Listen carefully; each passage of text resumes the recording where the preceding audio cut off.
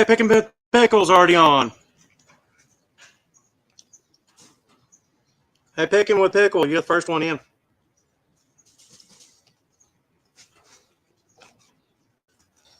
Well, let's show somebody else is here. I'm looking for a piece of electronics that I'd set over there and it's missing.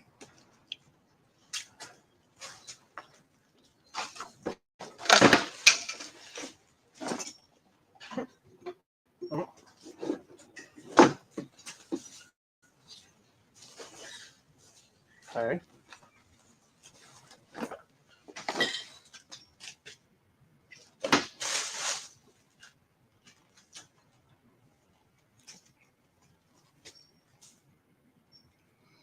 Mandy says she was the first one in. Steel Sky, Pick'em with Pickle, me. We got 4 now. Who's the 4th one?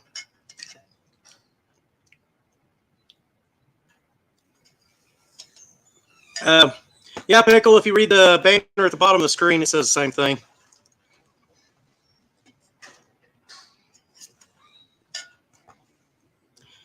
Pickle, if you want to jump in, I'll send an invite. As soon as my mouse decides to cooperate.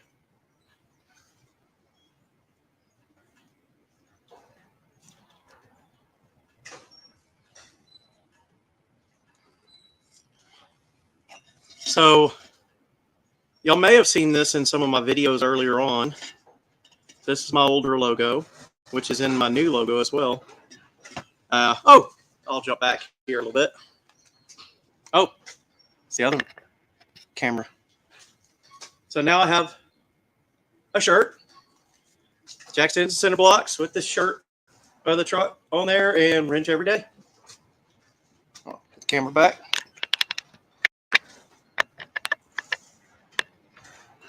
Maybe.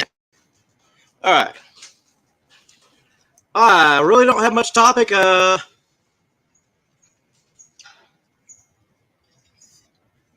was going to start with the topic behind me there. Bad decisions lead to great stories. And I was going to open it up for discussion because I hadn't thought of a story yet. I did show them what I'm wearing, honey.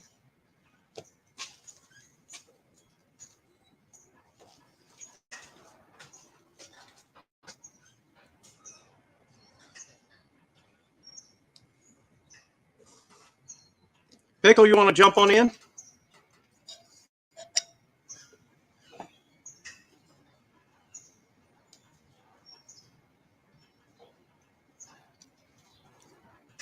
I really did not think of a topic other than just something to lead us into discussion.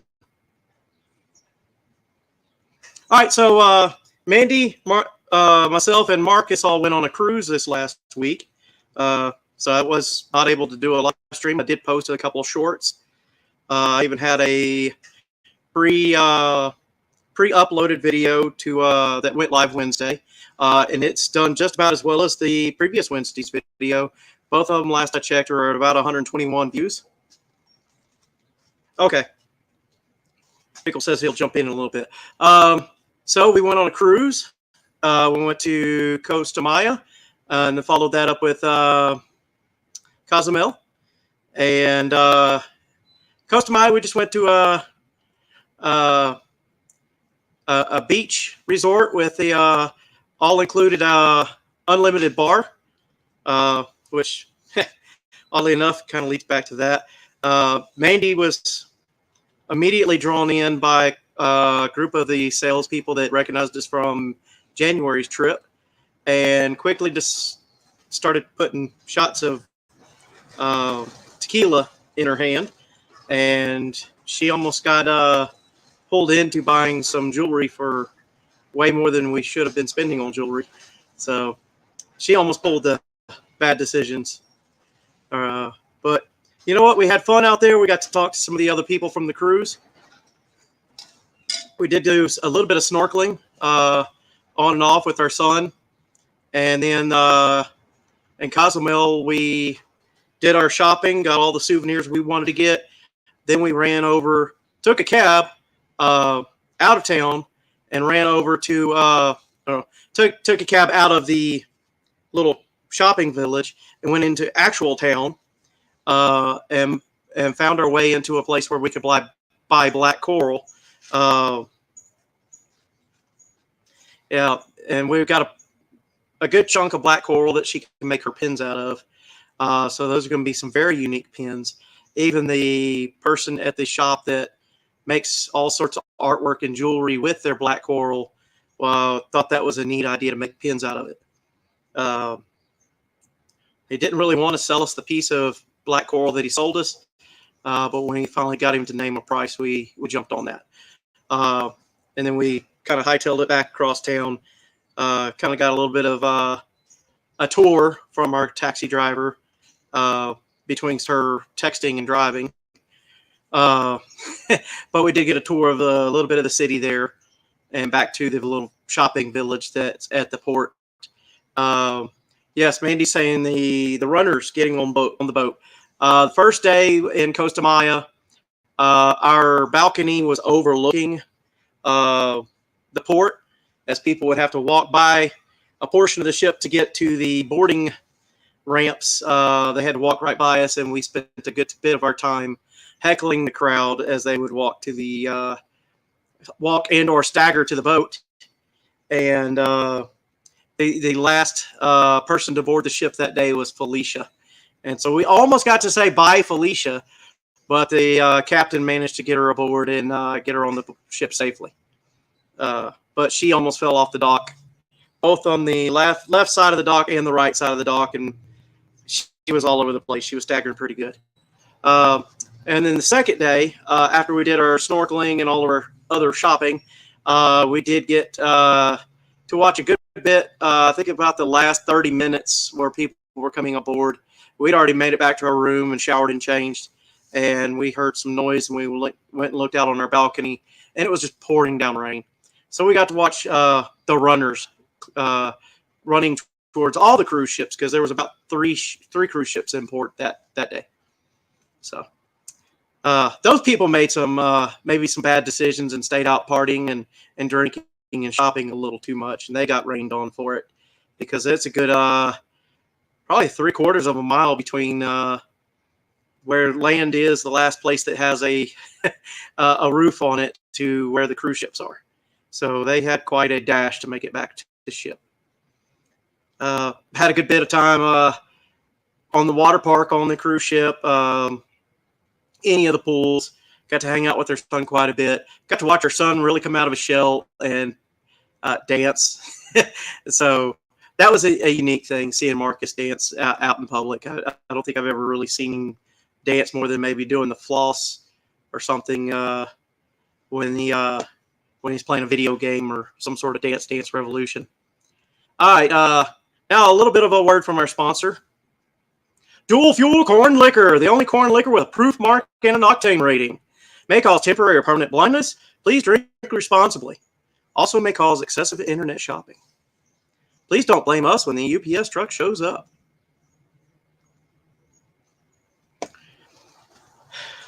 Back to the comments section, or the peanut gallery, whatever we want to call it. Are we still live? Anybody on here? I hadn't seen any comments in a while.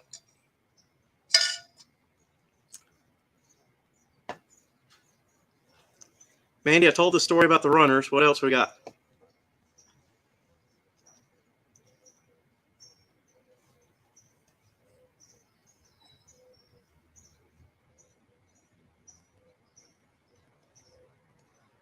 Yes, we had a great time. Who's R?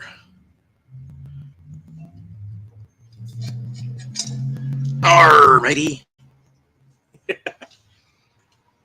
All right, so I told a little bit about the cruise. I told a little bit about the stuff on board. Told a little bit about the well, I didn't tell much about the scuba diving, but I guess you kind of had to be there for that anyway.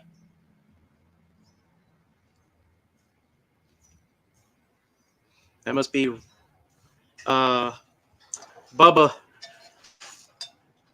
formerly Bubba.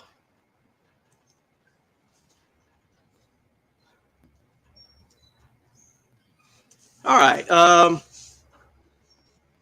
throw that in right up there again.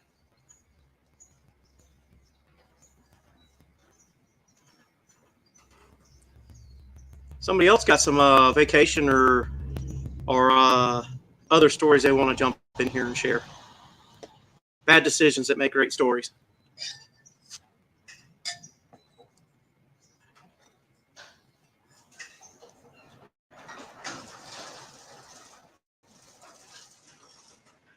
Man, y'all don't have to all jump in at once. All right, so with the truck here, got the engine and transmission in. Last night, it was actually 2 nights ago, Monday night. Spent a good bit of my evening looking for a Dremel. Oh, wait, yesterday was Monday. There we go. So I spent a good bit of time looking for a Dremel, never found a Dremel. Wound up just using a drill with a Dremel bit. Kind of radiused out some of the holes to get the bolts lined up for the transmission cross member. I got the transmission cross member bolted in where I want it. Still have to get the need an R&R to have a story. Still need to get the transmission mount bolted to the transmission cross member. It's not wanting to line up where it was the previous time in the test frame. So I think I might be able to tweak the mount a little bit because it's a rubber vibration dampener. So I think I might be able to twist it into position and get that through the holes that are in the cross member. And if not, I might just have to slot the holes in the cross member. That way the transmission and the cross member are all bolted together. Once that's all in position, I'm going to double check the output angle of the transmission. Then I'll get to the back of the truck, check the input angle on the rear differential. You want the angles to be the same, but you don't want them to be perfectly pointed at each other. There we go. You don't want them to be perfectly pointed at each other. They need to be, let's see, articulated in a way. Not meaning to dance here. But if they're pointed at each other, but have some universal joint angle, you need them to have equal and opposite universal joint angle. But you want the output and the input angles to be pretty close to the same angle. Picking with Pickle says he's about to jump in.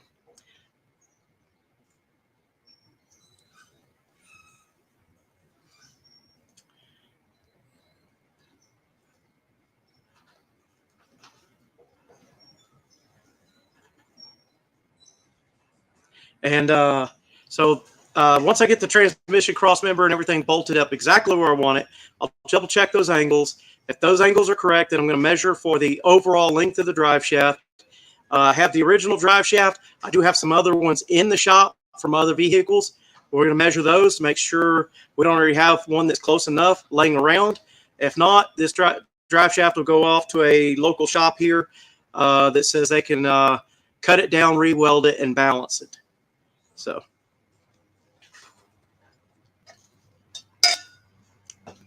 yeah, it's always more fun when we have more people on the live stream. Sometimes we've had up to 4, maybe. I think it was 4. How high did we get that one time, Pickle? Did we get up to 6? We had almost, the Brady Bunch thing where we always had to look at each other. Up and down's easy. It's the left and right. You always get them backwards.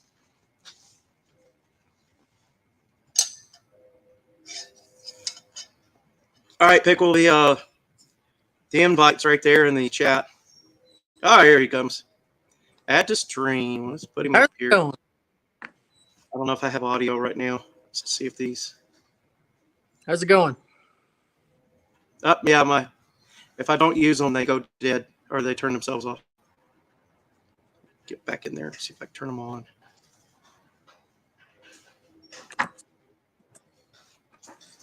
Hang on, Pickle. I can't hear you yet.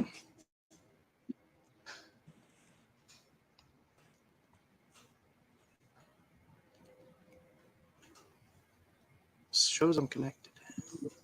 Double check. Shows are on.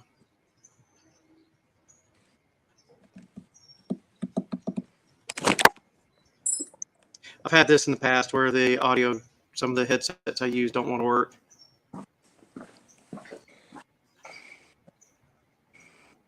Pickle's just jamming where he's at. I can't see what he's in a garage, clearly.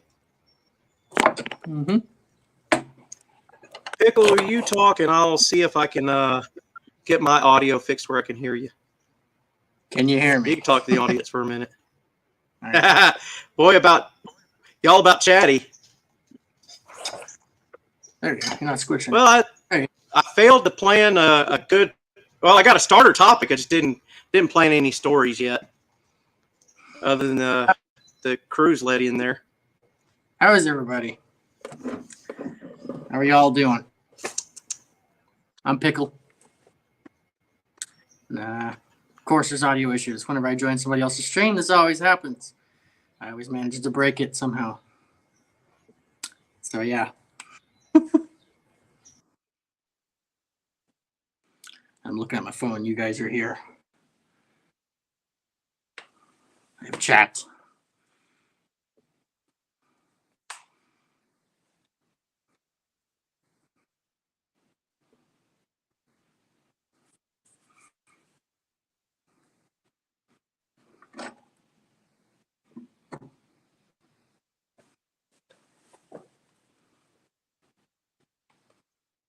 And he's gone.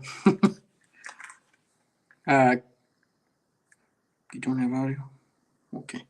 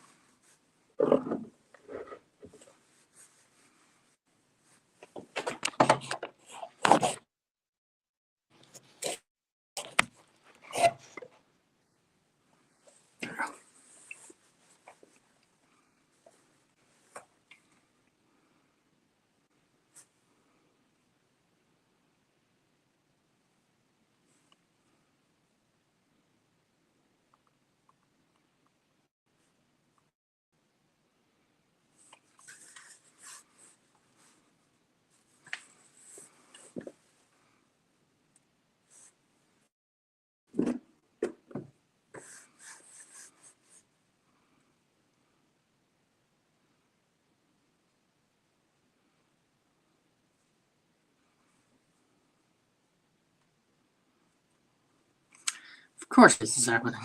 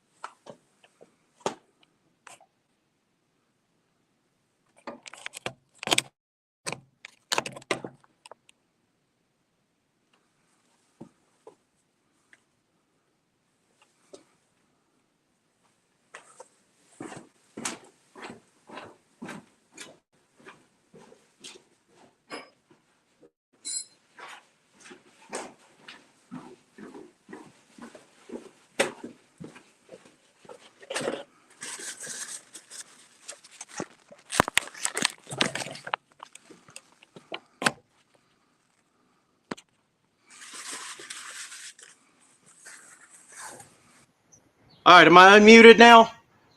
I can hear you. I've been hearing you for about the last minute or so. All right, finally got the audio sorted out. Oh. Sorry about that, guys. I usually wear a headset that's actually plugged into the computer, and I thought I'd use Bluetooth today, and that's not working. Sometimes people just get kicked out randomly if their internet connection drops. All right. Go ahead, Pickle. What you got for stories? Maybe some bad decisions make great stories. Oh, there's going to be lots of bad decisions, I'm sure. Soon. Had to move it. There you go. No, I love that.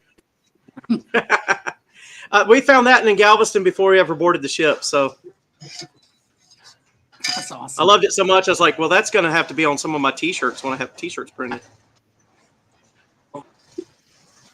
Here you go. Yeah, put it on the back. How are you? How was your cruise? That was fantastic. We went to Costa Maya and then Cozumel. And, of course, in Costa Maya, we had the unlimited booze beach day. but we Okay. spent most of our time snorkeling and drinking. Bad decisions, great choices.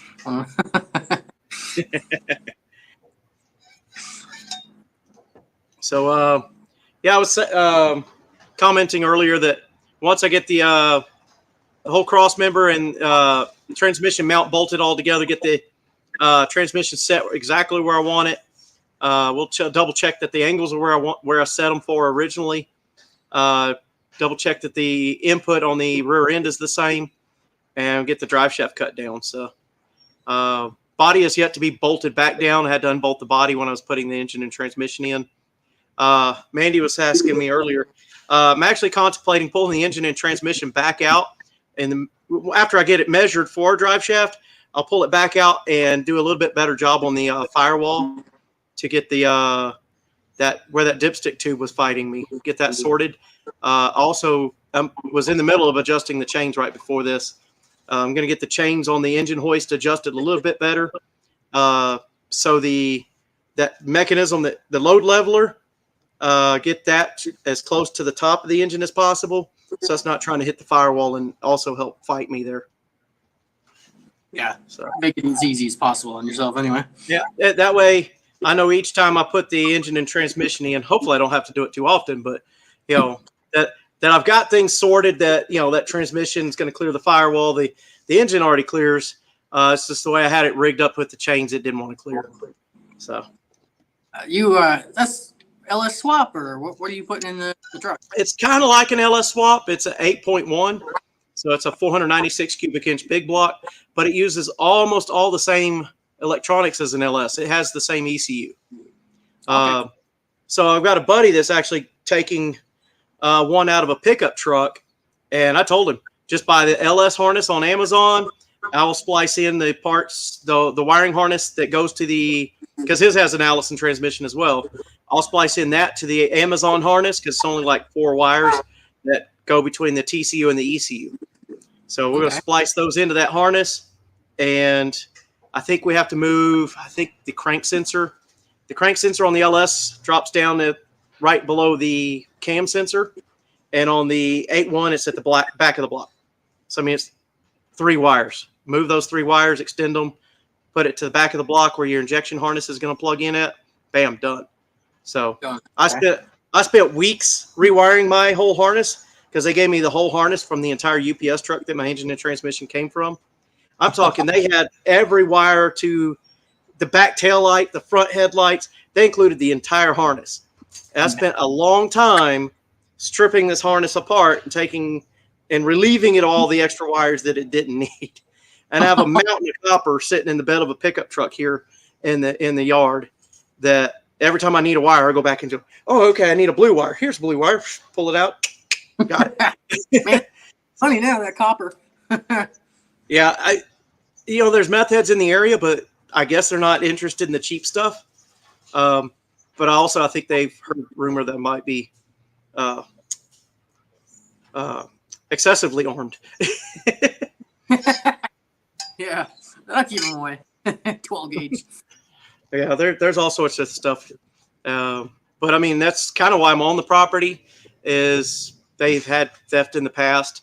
One of the pettier thefts that they had, some thieves went around, drilled holes in the gas tanks on everything on the property, and drained gas out of the gas tank out of the bottom. I don't know if you know this, but it's really hard to convince a welding shop to weld up a gas tank, and then plastic gas tanks, you can't repair them at all. So they did a lot of damage by doing that. They stole batteries out of several vehicles too. And that was probably a year before I got here. Wow. Man, that sucks. But that's kind of why they're letting me rent here so cheaply. Well, as long as somebody's there, I mean, yeah, the chances of someone breaking in or anything like that. During the day, there's people in and out, coming and going, and then I'm here in the evenings. And so, like, my landlord's truck's actually still in the driveway. I don't know what it's Pickle. His truck's still in the driveway. I don't know if it's broke down again, or he's just out doing work and hasn't made it back, or he might have driven. He also works for the city, so he's got a John Deere tractor that he mows the ditches and stuff with. So what I've seen him do in the past is he'll finish his mowing route where he's nearest his favorite bar and just walk right in, and then have his girlfriend pick him up. So that's what he does. So that he may have drove his truck here and grabbed the John Deere. So I don't know how he'll get back to his truck later, but he will. You waving at Mater?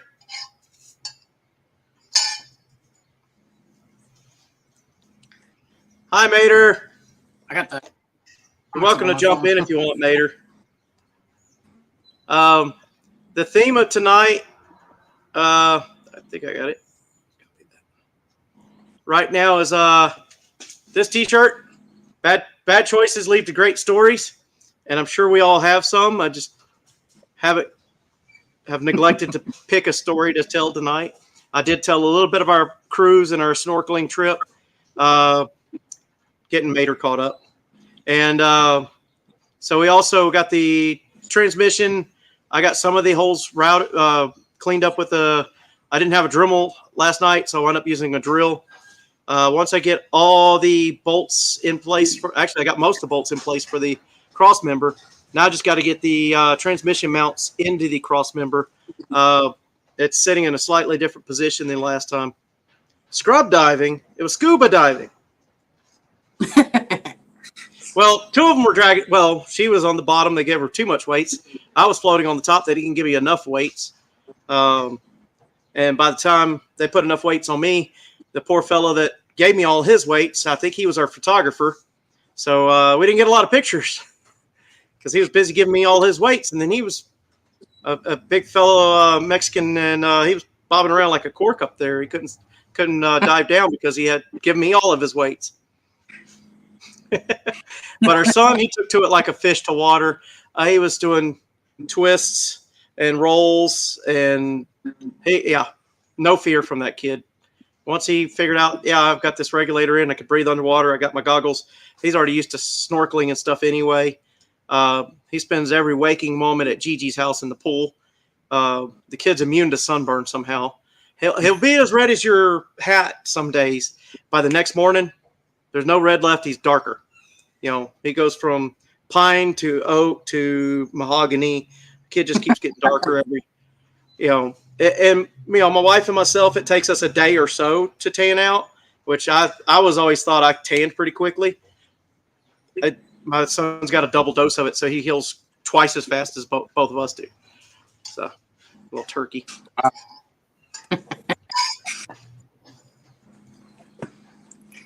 Yeah, I can't say I'm one for burning either, actually. Well, you're in Canada. You don't get enough sun for that, do you? No, probably not. So where are you from again? Is it the East Coast or the West Coast? West Coast, yeah. West Coast. Oh, okay. So are you just north of Seattle? Seattle? On the West Coast? What? Or do you say East Coast? What do you mean? You said West Coast? Well, Seattle, Washington, that's the northernmost part in the United States, on the West Coast. Unless you go to Canada. Alaska. I thought you were talking about Newfoundland because, there's West Coast, East Coast. I realize that. I have no idea. You have no idea where you're at. You're in Canada somewhere, eh? I'm on a remote island. Oh, you're on one of the remote islands. Gotcha. Oh, okay. Newfoundland. Okay. She's clearing us up. I've yet to Google that, but the 6% just jumped in. Hey, 6%, how you doing? Let me go back to previous banner. There you go. Yeah, bad decisions lead to great stories. So I'd neglected to plan a story. I just threw this up as my topic, and I do have the shirt for it. And if you were really observant, you may have seen this in some of my videos if I posted them yet. And then now we have the T-shirt that matches the stickers. So we have a mug, a T-shirt, and some stickers. That will probably very likely make it onto one of my shirts later. after I probably do something stupid and break something significant. And so that will be on that said shirt after I break something on film. And I know it's coming. It's going to happen. This is the map.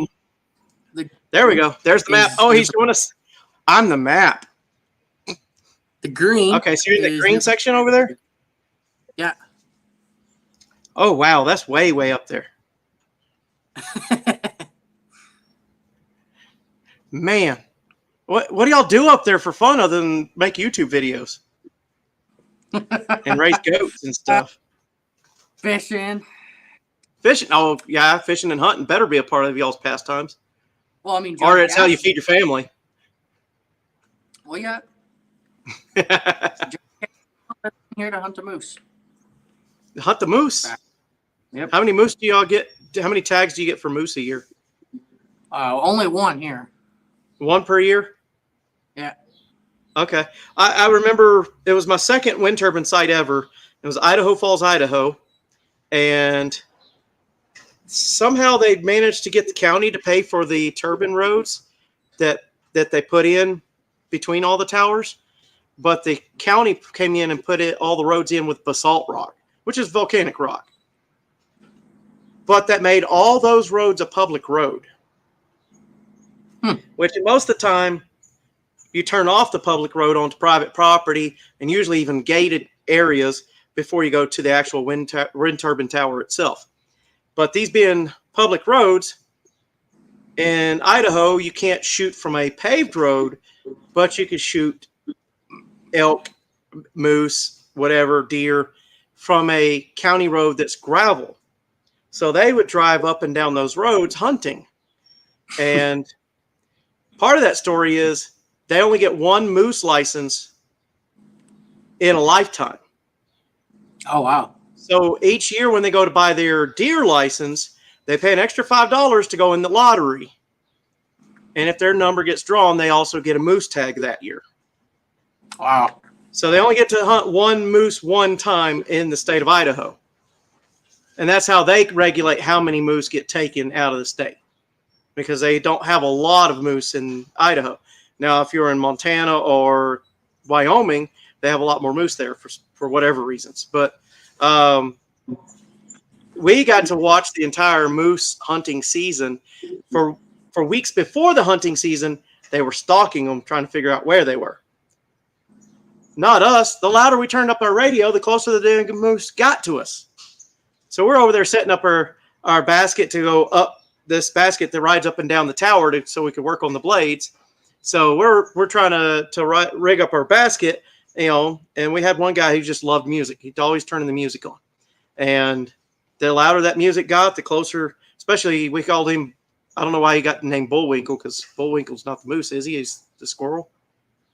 But but anyway, we called him Bullwinkle, the headbanging moose, because he kept getting closer and closer and closer. He was a young bull.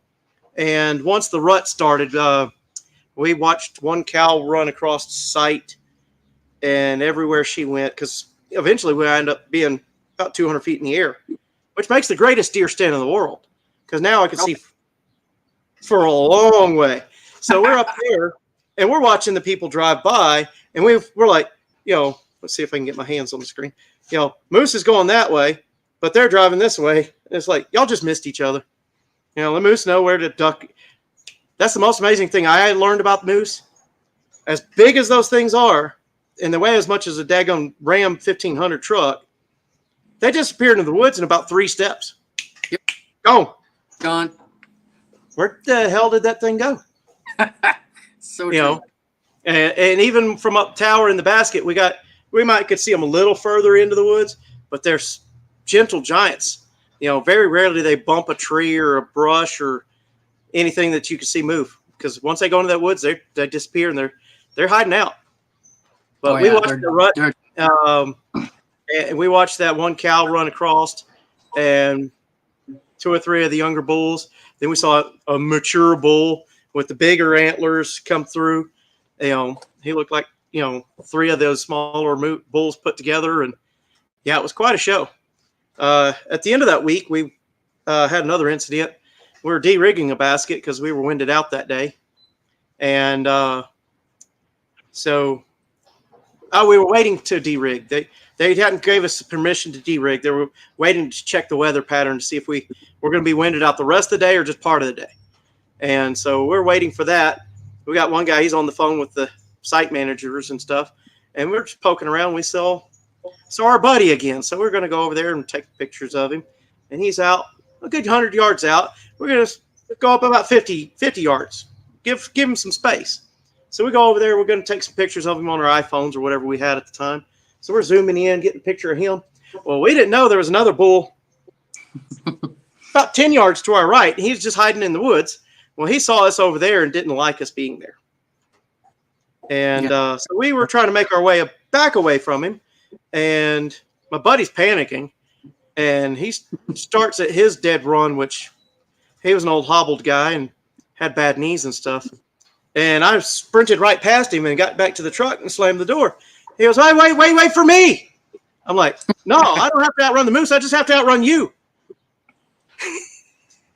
He hated me for that. And so for Halloween or some holiday that year, he got me a card that says, if zombies attack, you don't have to outrun the zombies. You just have to outrun the slowest of your friends. I was like, hey, I'd already done it. So, I mean, I was guilty. You were guilty, yeah. I was guilty there. Yeah, that's what I do every fall. Call a moose. I'll actually, call them. I've watched. Oh, you got what is that? I know with elk, it's more of a bugle. No, I North of New York, huh? Is he Northern New Yorker? Bickle? Or 6%? I actually call them with just my mouth, my voice. Oh, you just howl at them like. Yeah. Hey, piggy. Yeah, basically. But for moose. Yeah. That sounds fun. Cry. It's really all. Do what? It's more of a cry? Yeah, just yeah. I can't even remember the sound that they make now. It's been so many years. You can grunt at them too, because the bulls off. Yeah. And okay. They'll I just remember outrunning my buddy. I ran right past him. He was so mad at me for a week. I think he was playing it off, trying to get me to buy him more beers at the local bar, but yeah, probably. Yeah, there's a lot of moose here. That's why everybody gets. I can imagine. Yeah, that's pure wilderness up that way. Like 10 years ago, when I was a kid, you couldn't go up the highway at night, and there was 10 moose that were up on there. There was a lot. We were overpopulated with moose. Oh, the most recent vehicular moose video I saw. For some reason, somebody honked a horn. They were trying to get the oncoming traffic's attention. They'd already slowed down or stopped, and they saw the moose approaching the highway. And at the last minute, they honked the horn, and the moose decided to hop. And then I think it fell to its knees right before the car hit it. I was like, well, had the moose had been on its feet, I've seen all the Mythbusters and stuff. That moose just takes out the whole car. Oh yeah, it still killed the car, but it didn't kill the occupants at least. So, and sent the moose flying anyway, which was sad for the moose. You'll often see trucks and big rigs here, and lorries with like big old brush guards. What was that last one? Lorries. What are those? Dump trucks or semis, as we call them. I've got friends from the UK. They call them that too. Oh. Just messing with you. Well, yeah, you'll often see massive what we call a brush guard on the front of these machines or trucks, pickup trucks. Yeah, that's what those are for. That's for the moose. Yeah, or deer, especially in Alberta. I've seen a lot of them up there on the pickup trucks. Hang on, I'll be right back. I'm still looking for that piece of electronics equipment. Yeah, no I'm going to worries. refresh my drink. Keep them entertained, Pickle. Do a dance or something. How is everybody? Hello, my baby. Hello, my honey. How is everybody? I see. Hello, 6% mate. Are you still in here? Steel Sky, Mandy, Mr. Is everybody? Everybody I see in the chat, I think. Yep. How are you? How's everybody doing? How's your what's today? It's today Tuesday? Yes. How's your Tuesday going? Tablet is completely gone. Hey, well, I'll be right back too. I'm gonna go grab a cold snack. Right back. a cold snack. That's what I just got. Hey, 6%. How's it going over there?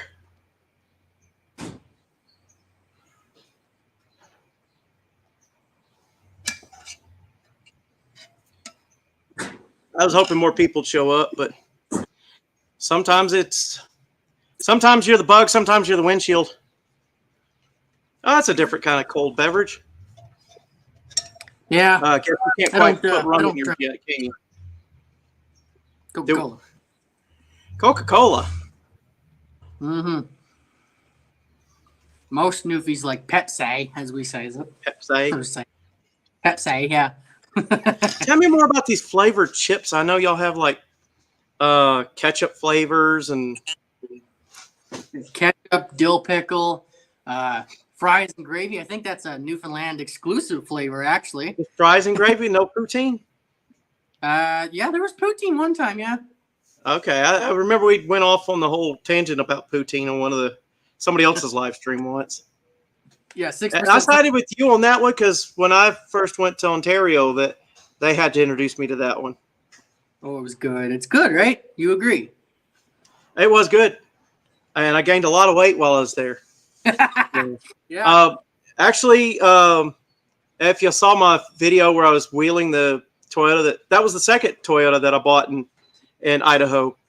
I like to get them from there because they apparently use basalt instead of road salts for traction aid when it's wintertime. And so it doesn't tear up the paint as badly and rust out the vehicles so bad. Oh, man. For some reason, they love the Toyotas there, and they held on to them for a long time. And so every one of them I've gotten from there was a running, driving truck. And I managed to drive both of them back to Texas. That was in the early days when I was originally watching, dare I say their name, Roadkill. Oh, yeah. So I did my own version of Roadkill and did some really, really poor footage. I was able to edit the one video into a pretty decent video, I hope. And at least I know that Baboon Rock was kind of interesting. Now, the other footage, I haven't released it yet, but my face was like that big. You know, that was the first thing I noticed about that video when I started playing it back. And I was like, it used to be that big. You know, like, my face was that big. It looked like a watermelon.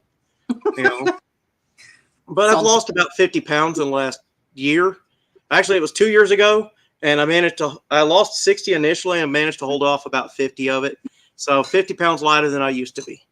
I say that's great work there, sir. Yeah. I had to buy a whole new wardrobe, and my wife hates that in a lot of ways because I tend to maintain work clothes, other work clothes for like my project vehicles because I don't want to tear up my good work clothes. And then I have dress clothes. Or no formal work clothes. So if I'm going to a local bar, pub, restaurant, grocery store, I'll change into some decent clothes. So I'm not wearing my pajamas like the people that you see at Walmart or people at Walmart.com.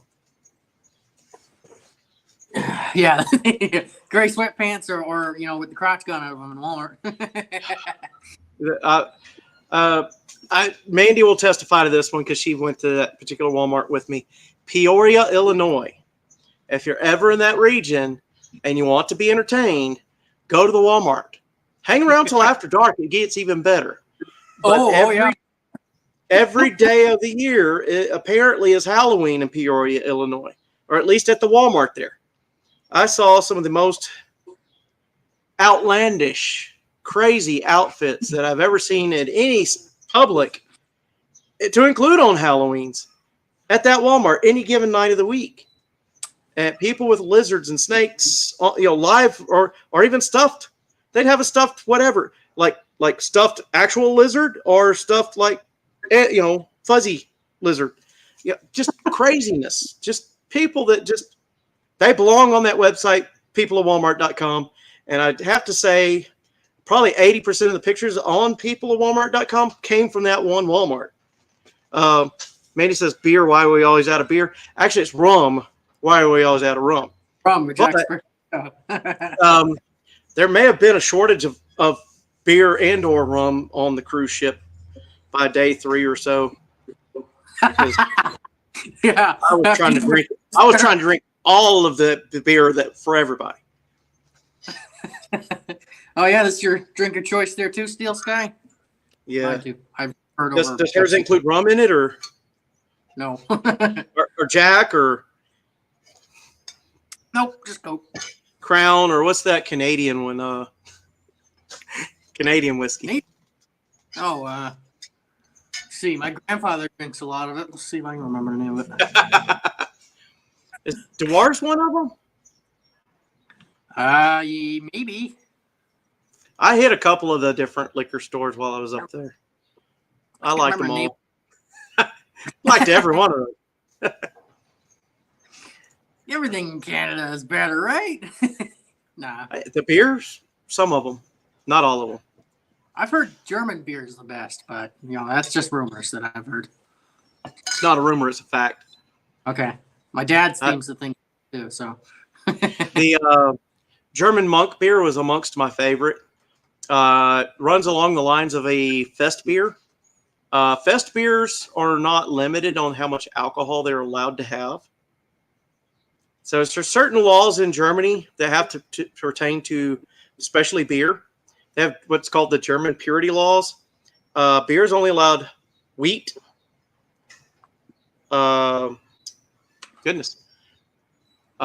Wheat, hops, yeast, and of course water, purified water. That's all that's allowed in them. And then your average beer, that you drink at your average pub, if it's a light beer, it's allowed this much alcohol. If it's a dark beer, it's allowed a little bit more. During Fest beers, they're allowed a lot more alcohol, and then monk beer as well. They don't regulate monk beer.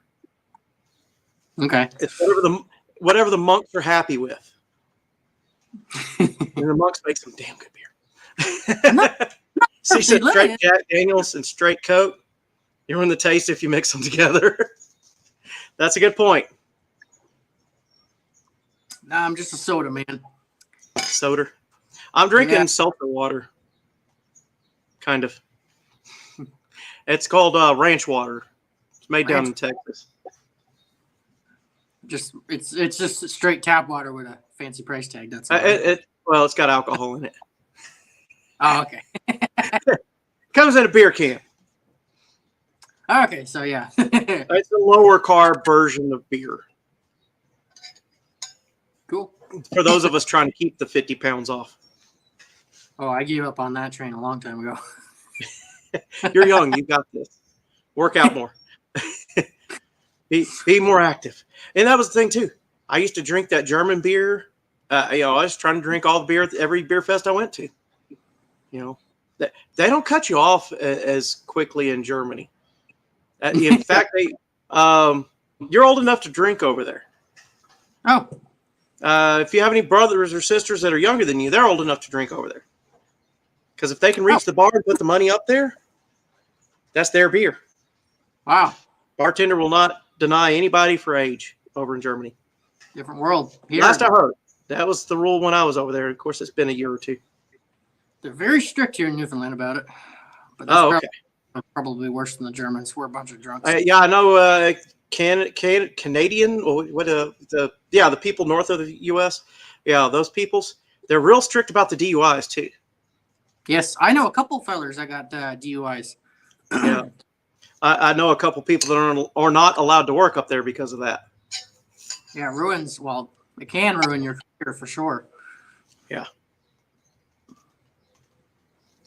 We had one fella actually got one while he was up there, and was permanently banned from there. And they sent him all the way down to Belize or something, and kept him down there for like 2 years. And his biggest complaint is like, well, they sent me down there and left me and forgot about me. I was like, dude, they were doing you a favor. They chose to never send you back to Canada. The options were Canada, U.S., or Belize. And if they send him back to the U.S., Canada can actually extradite him back to Canada from there. If he gets pulled over by anywhere in the United States, and there's already an APV from Canada to send him back, they don't have a choice. They're going to send him on the next bus going up. Yeah, that's right. So Well, that was for the better good then. Not the greater yeah, good. he didn't see through their logic on why they kept him in Belize for so long. I'd say Belize, Brazil. Brazil, is it? I think Belize might be a city in Brazil, if I'm right. But anyway, he wound up with a Brazilian wife over the deal. Oh, well, hey, it worked out. Win-win. Yeah, right. And then he's complaining about that, how much it's costing him to get her citizenship. Is it easy to get a citizenship into like the U.S. or I don't know, for UK? The rules are set in place. It costs money and time. And I'm aiming to get into Canada, except for it costs more money. They made that very clear to us when I went to get my work visa. So I was always told you got to be like, you know, in addition to their country, you have to go be a doctor or a you have to lawyer. contribute. Yeah. In Canada, you definitely have to contribute. In the United States, it's a little bit more lenient. You know, you just say you have the desire to live here or want the political refugee or some other excuse. And there are people that are genuine political refugees, and then there's people that they just kind of they're from one of those countries that everybody uses that as the excuse, you know. But my take on it is, if you're walking across the border with an iPhone and, you know, a nice backpack and, you know, all this extras, are you really that broke? You know, Exactly. I don't know. Well, I mean, a brand new iPhone right now is like what, $1,000 looking at? Pretty close to it. Right? That's what I'm saying. I don't use an iPhone. I use an Android because they're cheap. I break phones so quick. I don't want an iPhone. I got an iPhone, but this iPhone is not. It's new to me, basically. You know, that's how I still have an iPhone that was issued to me when the company that sent me to Canada. I'm doing math. Mandy, maybe you can help me out. How long ago did I go to Canada? I worked for that company for 7 years. I've been with this new company for 2 years. So 7, 8, probably 9 years ago. The company that sent me to Canada gave me an iPhone when I got back. And that was my issued phone. I still have that iPhone. When I quit that company, I said, I'm going to send you your phone back. They said, no, you just keep that. Because I don't even know what model of iPhone it is. It's like an 8 or something. They're like, no, it's so old, we don't want it back. You just keep it. I didn't realize my employee number and the phone number of that phone was on a sticker on the back side of the phone because it stayed in the OtterBox case the whole time I had it. And that OtterBox case protected it. I never broke it. It's one of the few phones I've never broken. Yeah. You got to have a good case. I believe in that. The one I got now is shite, but you got to have one of those OtterBoxes or the ones that are sealed with a dust cap because otherwise it just ruins them. You can't charge your phone. They get the dust in there and it just eats things up. Yeah. Yep, exactly. I had one like that before, and this one's starting to get too. When I got it, it was kind of on the edge of wanting to charge, not wanting. Now it's really bad. I had some coworkers one time. Speaking of bad choices, they had the LifeProof case, and LifeProof case was advertising that you could go swimming with your phone and all this stuff, and still be able to use the phone. So these guys are in the swimming pool.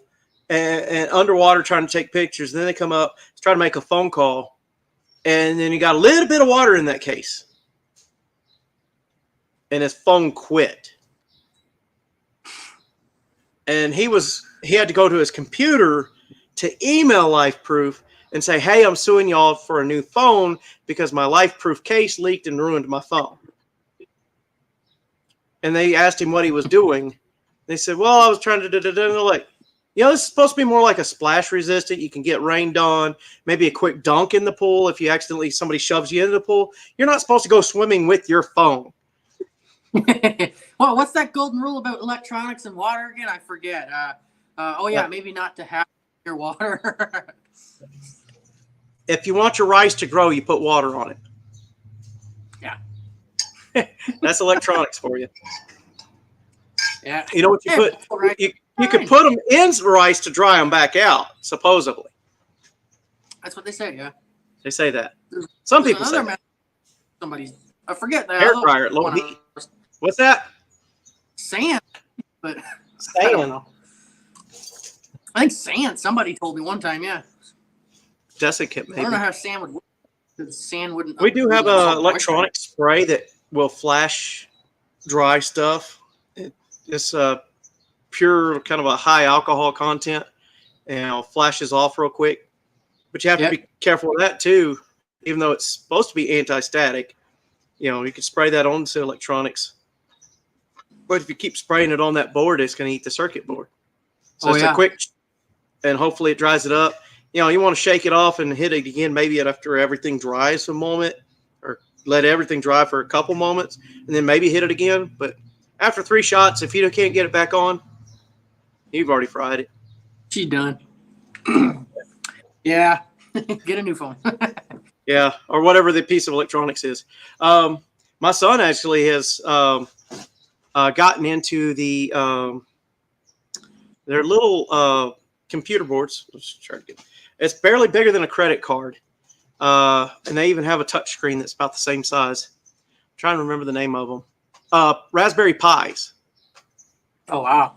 I've used those for my 3D printers in the past as a controller, because they have a Octopi, which is a Raspbian software or firmware that actually has some extra controls for your 3D printer and allows you to have touchscreen on a 3D printer that wouldn't ordinarily have those extra controls. It tells you temperature on the nozzle, temperature of the board, feed rates and stuff like that. It has a pause button, a resume button.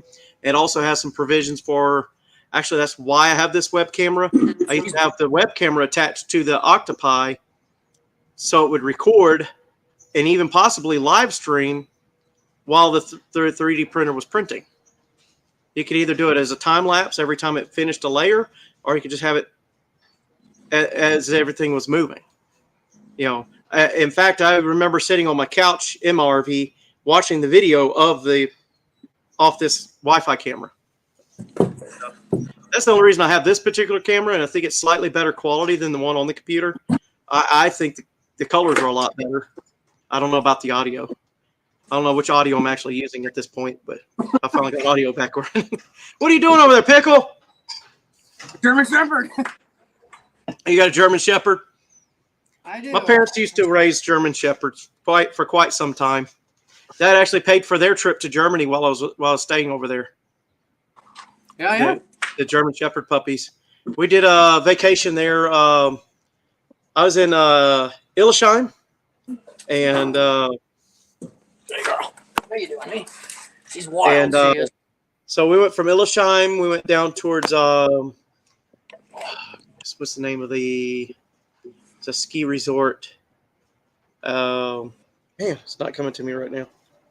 The tallest peaks in Germany. It's right there. So we went to the German side of that, and there's a ski resort town, and they have actually an American hotel for the soldiers. That your room rates are based off your rank and which size room you pick. So if you pick the economy room, you pay this rate. If you pick the more expensive room, you get this rate. But it's also based off your rank. So if you're an officer, you might be paying $400 a night for that room. But if you're an E4, you might be paying $45 a night for that room. So you kind of get, you kind of weigh your options. But pretty much all the rooms there were freaking awesome suites, And so I went there a few times, but we went with my family, the entire family, that one year. So we went there. We went down through Austria. Spent a day pretty much driving through Austria to get to Italy. And then we stayed at Aviano Air Base in Italy. And it being an Air Force base, the hotel room we stayed at was pretty much a fully furnished 2-bedroom apartment. Had washer, dryer, refrigerator, ice maker in the refrigerator, dishwasher with all the dishes. But that was it was the hotel room. It was temporary lodging for the incoming airmen, but we got to stay there for I don't even remember what the rates were, maybe $100 a night, considering how many people we had there. So it was ridiculously cheap. And then we rode the train into Venice, Venetia, the next morning.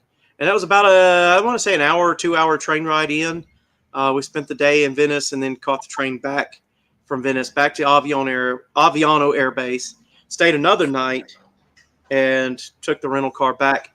The next day we drove from there into Switzerland, and we stayed at Interlaken, Switzerland. But because Interlaken, we don't have any U.S. military places there, we wound up staying at a hostel house. My brother and sister-in-law had discovered that when they went on a vacation, they stayed at the hostel house. And hostel houses are for those people that, hey, never bored. Hostel houses are literally those people that, backpack across Europe and all that, take bus trips and stuff. The absolute cheapest place. You might rent a bed there, and it's a communal showers for the boys and communal showers for the girls, and a communal bedroom for the boys and a communal bedroom for the girls. And it's all bunk beds, and you're staying with whoever stays there that night. And we got there and we realized we only had like 2 towels, and we had like 6 people roughly. And so we had to run back into town and go buy more towels at the local grocery store before they closed. And we had to all take showers because we'd been on the road for a day or so. And, so we did our showers and stuff. We stayed there. The next day we already had scheduled for a paragliding. And so showed up to that place. They take us, we sign all the waivers and stuff. They pay our money, and they take us up the mountain road and down this steep hill, beautiful grassy knoll on the top of a mountain. And they get that parasail filled up with air, and you just run right off the cliff. Yeah, I've seen it. It's an amazing thing. Of course, if you're a beginner and stuff, you're strapped to somebody else, and they're the one steering and everything. But it was my youngest brother's second or third time paragliding. And so while we were in the van riding our way up to the top of the mountain, he's asking these guys, he's like, well, so who's the, most experienced, most daring, or, acrobatic, instructor? And they're all pointed at the one guy. And that was the guy my brother was teamed up with. So we all went down, we landed in there's a, they call it football, but soccer field in the middle of town there, and that's the city center of Interlaken. So we all landed there. Of course, the few people that didn't go, I think the wife I had at the time and my mother didn't go. So it was my dad and my brothers and me.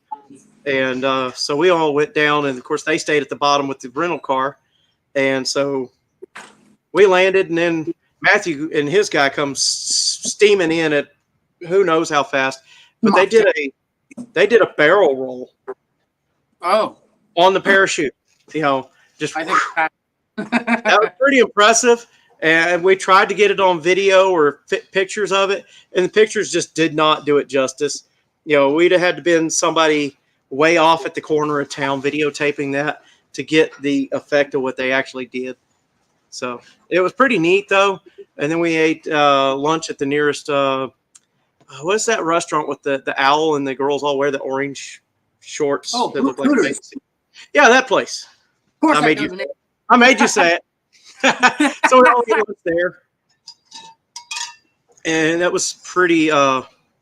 If you've ever been to one that's not in the United States, it's different. Each country has their own idea of what's beautiful, or dress codes and stuff like that. And yeah, there was different for sure. I guarantee if we'd have gone to the one in Cozumel, that would have probably been a lot more entertaining. But we had our lunch there, and then off we went. I think that was actually the day we found out there was a hurricane that's going to hit Houston, and that's where my that region I grew up in, and that's where my parents had their dogs, their German Shepherds at.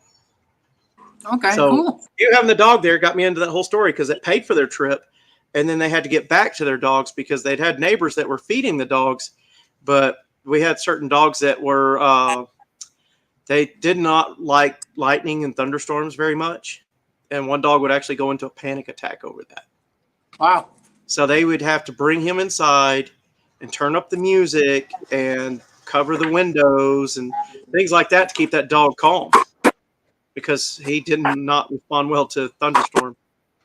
But that dog, in the end, he's tired. In the United States, I think at the AKC, I think every 7th litter they do a DNA test to prove that that dog is the genetics that you're saying he is.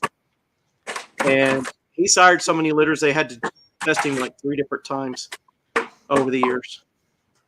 So he was quite a dog, and he was a smart dog. He had the ability to open round doorknobs. What? Oh, Yes. man, thank God doesn't have that ability.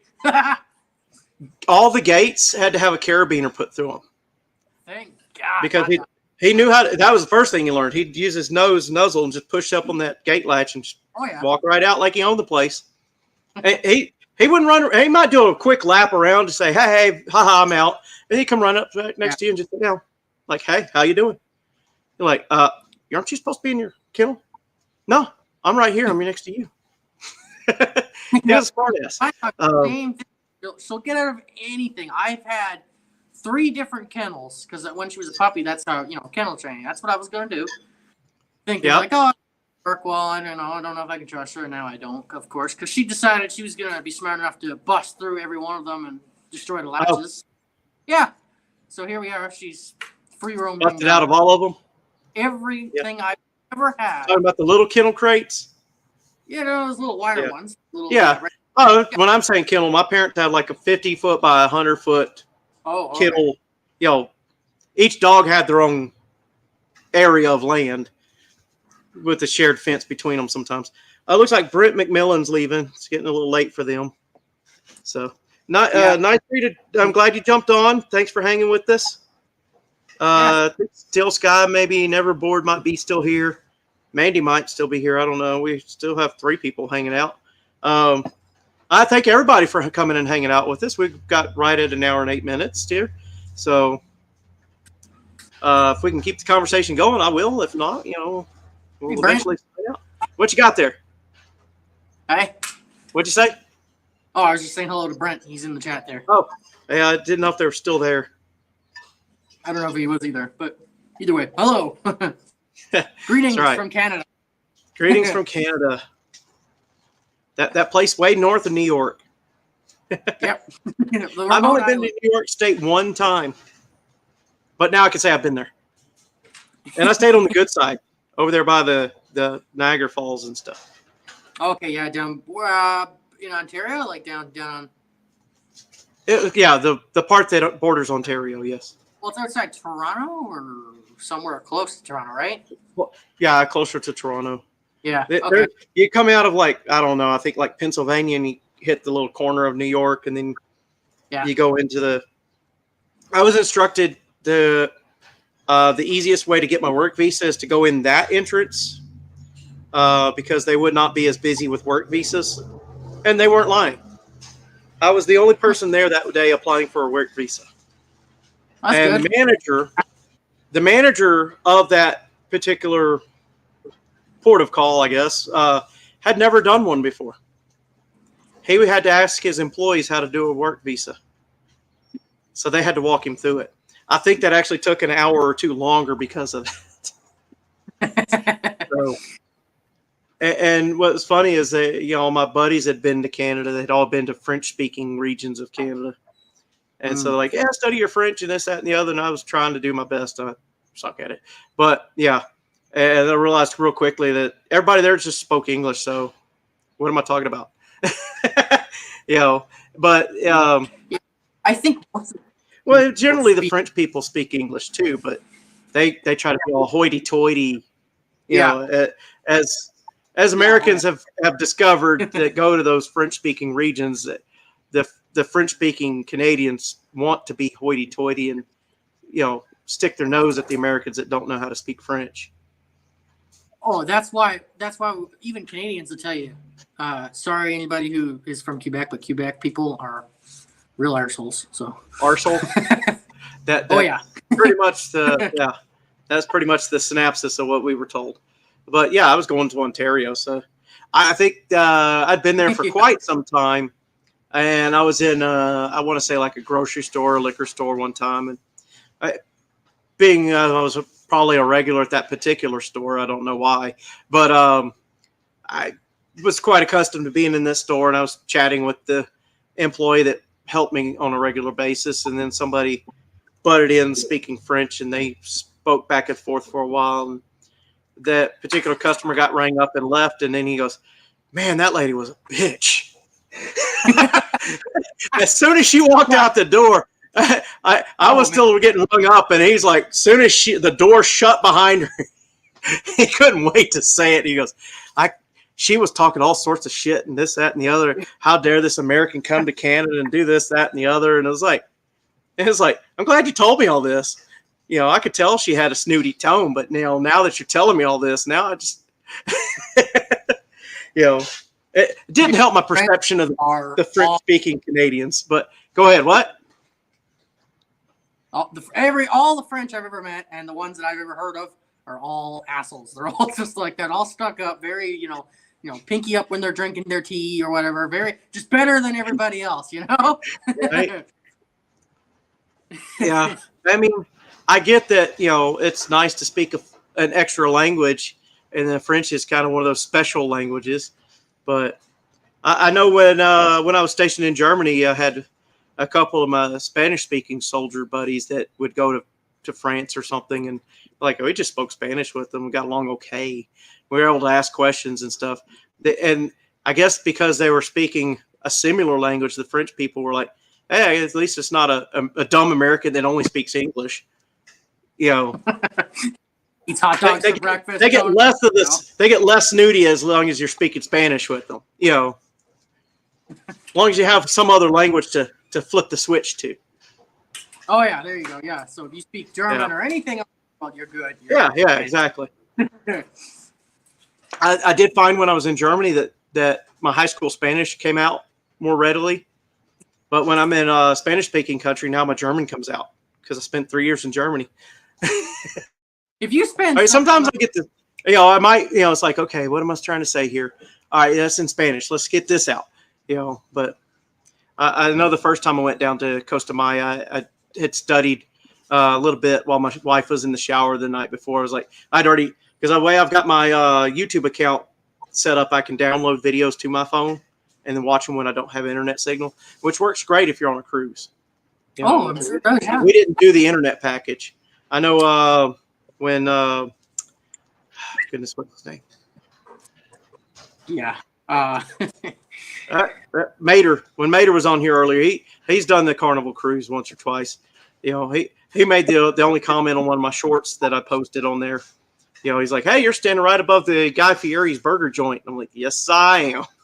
See, I don't get all the notifications. I am subscribed to hundreds. It must be. I mean, the more comments you make and the more times you click the like button. Hey, everybody! By the way, click the like button. Yeah. And the more comments you make, the more you click the like button on the particular channel.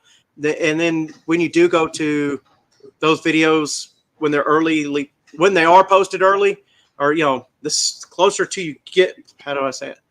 If you go to those videos when they are freshly posted, you're more likely to get notifications next time when they're freshly posted. So, okay, yeah, must just be something to do with them because I never get notifications for anything. I try to post my videos every Wednesday around lunchtime now.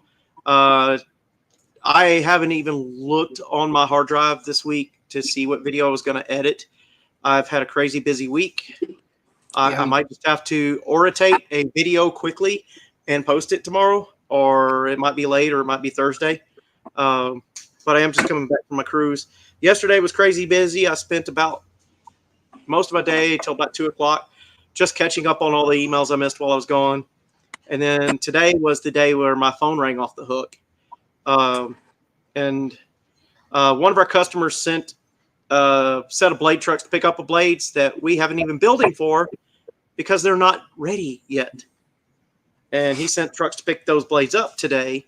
And those blades at the earliest might be done by lunchtime tomorrow, probably more likely end of day. So those blades won't even be loaded until Thursday. So They're he's made going of to actually, right? huh? They're made of fiberglass, you said? Yes, Before? composite. Okay. Some of them are actually composite between carbon fiber and fiberglass, but generally they're fiberglass with balsa core and foam core, or one or the other. The set of blades we're working on right now, after about 20 meters down the blade, it changes from balsa core to foam core because foam core is lighter, but it's not as stiff. Okay. Awesome. And the reason I know that is because we have a crack on one of the blades right where it turns from balsa core to foam core. And wow. so we have to engineer a way to make that part of the blade stronger than it currently is. Because we don't want that blade to go back out there and break. Make it thicker? I don't know.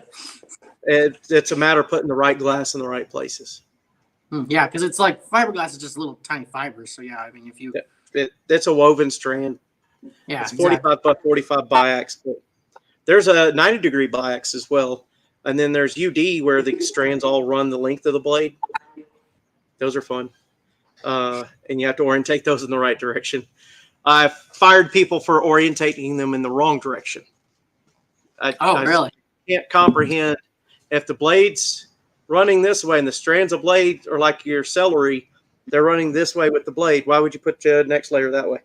Yeah, exactly. They're just going to separate and do nothing. Even I know that. Exactly. I couldn't believe. I was like, how many times do I have to explain this to you?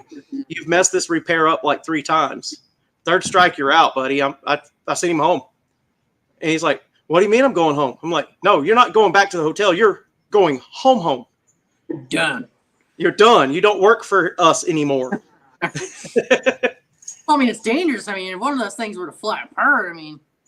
Exactly. And the failure, they're already failing at a bad enough rate due to other manufacturing and engineering problems, and that's the thing is there's this race to make a longer blade that can gather more wind, because now you could sell that to your customer because they do need them to gather more wind to be more efficient.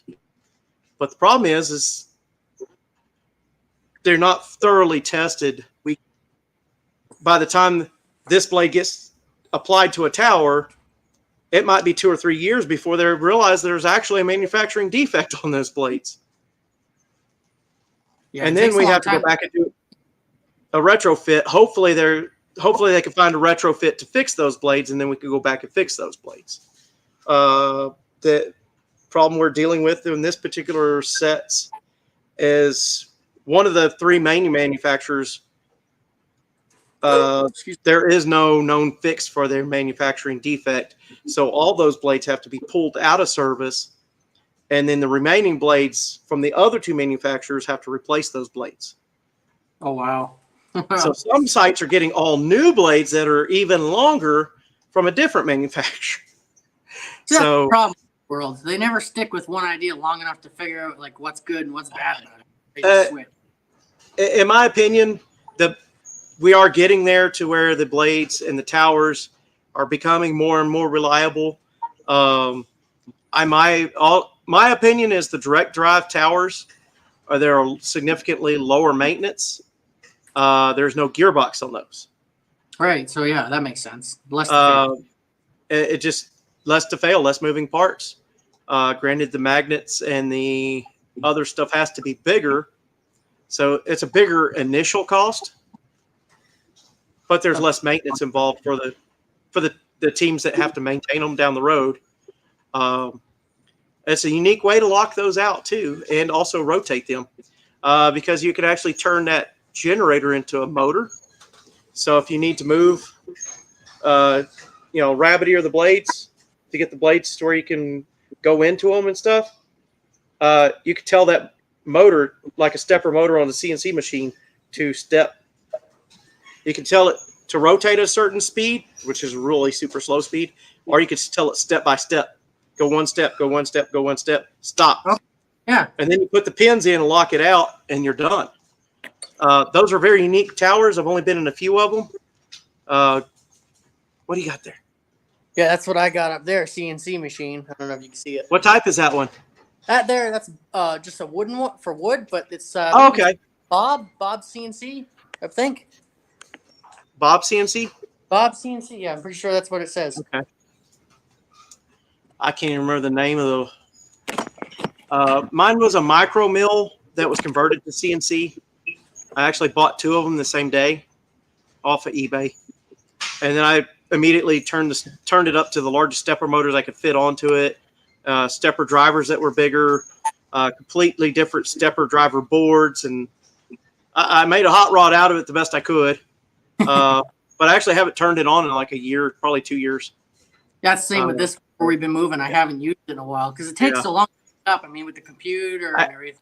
Yeah. Mine is so loud that when I turn it on, it's like you have to wear hearing protection, and you're not going to get away with stepping away from it.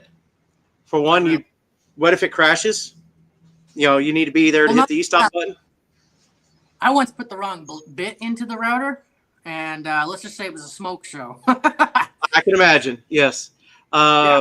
And you're not going to get away with going into the living room part of the camper and watching something anyway, because you're still going to need your hearing protection on. Yeah. So it was one of those where it's like, it's so inconvenient to use that I don't use it very often.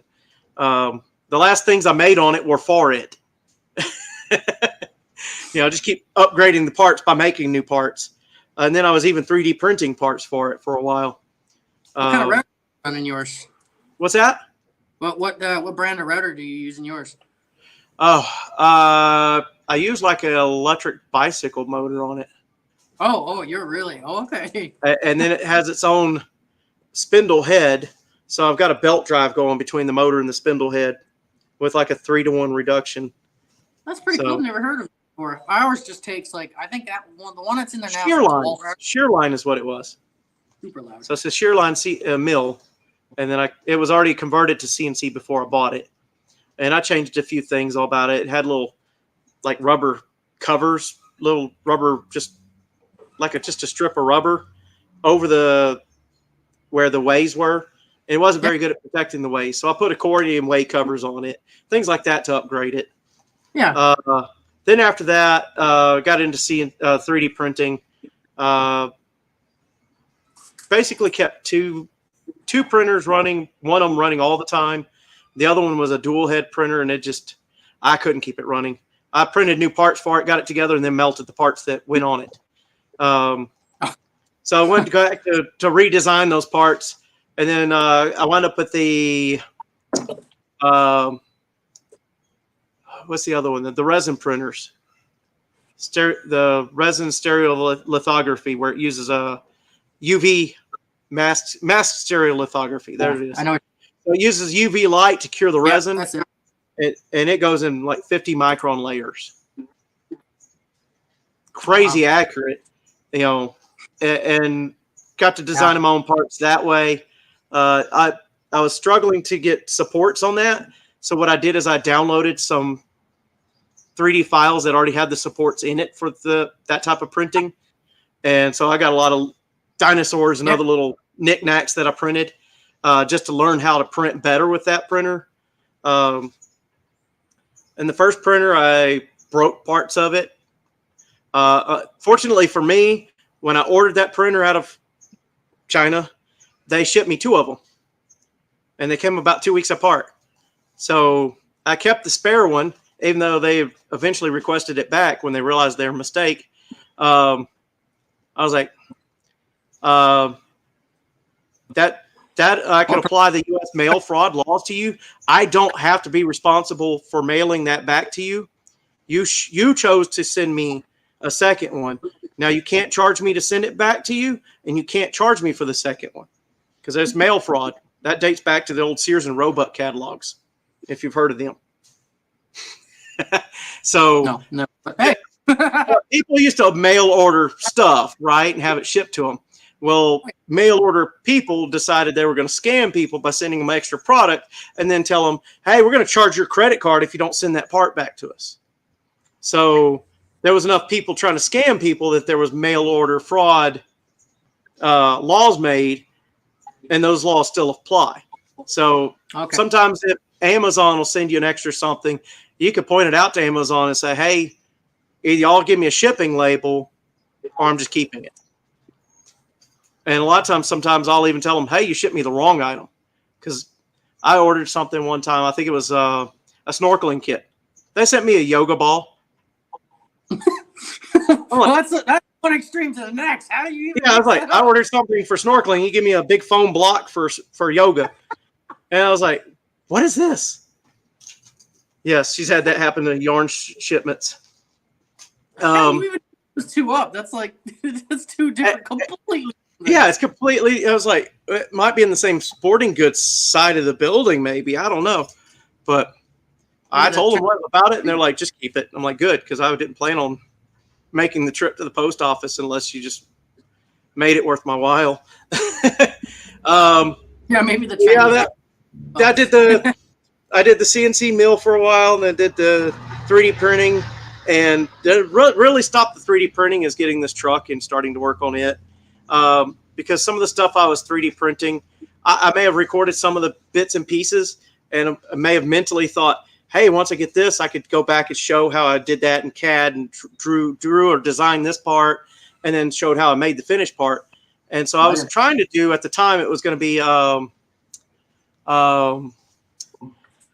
basically a Gypsy Wagon makerspace. Because I live in a camper, Gypsy Wagon, and I was doing my makerspace stuff with the CNC mill and the 3D printers. And I've never really produced any footage that was worth a shit. So, it went a long time between videos. And then when I got this truck, I started posting. And, a couple posts in that first couple weeks, and I started seeing the channel grow. And I know square body Chevys is not exactly where it's at, and as far as, interesting vehicles. You would be surprised. People love square body. It's not the most interesting vehicle in the world, but I found interest in it and I bought it. And I know there's people out there that have some really nice square body crew cabs out there. Mine just isn't one of them yet. Hopefully I'll get it back together, get it running, and then get back to the bodywork side of it, and get these videos coming out. As soon as this is good and running and driving, even before I get the bodywork done, I'm looking to get back to grab my Toyota truck and bring it up here. It's an old 22R propane turbo Toyota. And the original video of that truck carried the channel for several years. And it's actually what kept the channel going. And I may have only gotten 1 or 2 subscribers a month for years. But once I started posting videos of this truck, within 6 or 9 months, I jumped up to my first 100 subscribers, and that's what kicked me in gear. I got that email from YouTube saying, congratulations, you got your first 100 subscribers. I spent the next year trying to get hopefully my next couple hundred subscribers. By December, the last day of December of that year, I had 498 subscribers. So from the end of last year to now, I'm over 650. So I've gotten another 150 subscribers since. Holy, you're doing good then. I'm only at, well, I'm not complaining, but I'm only at 92. Yeah, that first 100's your hardest, and the first 1,000's probably the next hardest. But to be fair, it's taken me from a year and a year ago last November to go from 100 to 400 and something, and then 500 almost by the end of the last year. Let's see what we're at. My wife hates this, but I check the analytics probably 5 times a day. I don't know why, but it's my addiction. 665. Well, oh wow! I'm always looking for ways to improve my content, the quality, and the audio. Right now, the biggest thing for me going across Canada, I want to record, do a voiceover or something. I've never been across Canada or anywhere, so it's going to be a really cool. It's going to be different for me, and I hope kind of do a time lapse in the voice over it. The problem I'm having is, well, this is my camera, and this does not have storage. So audio is decent. Yeah, but to go. Believe me, I know Canada, about using my phone. Yeah. Do you have an SD card that'll go on that phone? I don't, but that's what I'm getting at here. Yeah, I'm gonna get an SD card to keep the stuff on, and then I'll be able to take it off and edit it. Yes, or even edit it on the phone. But I find that as soon as I can, I try to move it to the SD card so I have room for more footage. Yeah. Oh, 6% trying to jump in. Oh. Let's see what we could do. There we go. How's that? What's happening? Oh, we've just been chatting away. He's telling us about how he's wanting to do I guess kind of a Canadian cross-country trip, and then he's going to voice over the more or less time-lapse part of it. And he's telling us that all of his footage is purely done and edited on his phone right now. And believe me, I feel the pain of that, because all my shorts and some of my even long form has been filmed on the phone. And my phone is perpetually full. You know, sometimes I'll pull out my phone to take a picture or video, and it says, nope, you're full. And it's time to start moving stuff to the SD card again. So yeah, Pickle's going to wander Canada like Kane and Kung Fu. So. Jack Sands, if you're looking for a good camera right now, there's a brand new GoPro, and it's on sale. It comes with an extra battery, and I've really debated on ordering it, but I just can't spare the cash right now because. Is it a real GoPro or one of the Chinese GoPros? It's on the actual GoPro site, and it's on sale, and it comes with an extra Enduro battery and an SD card. I honestly don't make real GoPro money. I have 3, the Chinese ones from Amazon. I broke a 4K camera a little over a year ago, probably 2 years ago. Landed a tree on that one. You'll probably heard that story a few times. That was my 4K camera, and that was the big camera that I probably spent like a whopping $200 on. And I replaced it with like a 1080p camera. And then the other 2 are the cheaper Chinese GoPros. So yeah, I really debated on it, and I'm trying to save the cash right now for a pickup truck. Right? You always have to have a project to build a film or something, you know? That's right. So I'm going to make do with my cell phone right now, and then later I'll upgrade to that GoPro because it is really nice. I thought it's great. Send me an address. I might send you one of my old GoPros. Pardon? Would you say 6%? I was going to ask Pickle a question, but finish what you were saying, but that's important. Oh, no. I was saying I might just send him one of my GoPros then. Oh, you don't have to do that. I have a bad habit of buying a lot more equipment than I can use. Don't we all? Yeah. Well, it depends on what you're working on. Pickle, you were saying something about audio? Yeah, audio. Yeah, for me, I'm worried that I'm not going to have great audio. That's my big concern. Well, you probably never will, but you know, like you can get a shotgun mic, you can get wireless, you can get the wired mics, especially for that new camera you got, even for your phone. I use a shotgun mic when I'm filming in my garage, and I just picked up wireless lapel mics because you can't hear what I'm saying half the time, even with the shotgun. Yeah, that's what I was finding with other YouTubers too, is that even their shotgun mics on their big cameras aren't that great. So I want at least audio decent. It doesn't have to be perfect, but at least so it doesn't sound like I'm, talking into a tin can basically. Yeah, no, I picked up a Movo. I think that's how you pronounce it on Amazon. That was I mentioned on Discord. I bought that and a cord from a shotgun, and it came with that wired lapel mic for free. So, and it was all $40. You can get decent stuff and not spend too much money. Yeah, I've got one of the powered mics, shotgun mics that came with one of my cameras that works pretty good. On top of that, I do have, if I'm setting up for a real good video and I know the audio could be clear or clearer, I like to set up, I do have a lapel mic that records on its own. It's like a Zoom, I want to say F1. And it picks up the clearest audio that I've had so far. And I usually just sync it in with the existing audio when I'm editing. But now I've actually found I can go into Audacity and it syncs a lot better. And then sync that with the original audio, and then delete the original audio and put it back into the video. But that's 6%. pretty cool. Congratulations on the YouTube. By the way, What's that? 6%. You hit a milestone on YouTube. I'm saying congratulations. Yeah, they lowered some of the requirements for YouTube, so I qualified for the first chunk of monetization. I was filling out the stuff tonight. That's why I wasn't here any earlier. Awesome. So you got the 3,000 hours and the 500 plus subscribers. Yeah, I'm at 770 something and 4,300 watch hours, so I'm way over. I just need to bump my subscribers up. Man, I see. you passed me up on both. I'm at like 660 on the subscribers, but I barely broke 1,000 earlier this month on the view hours.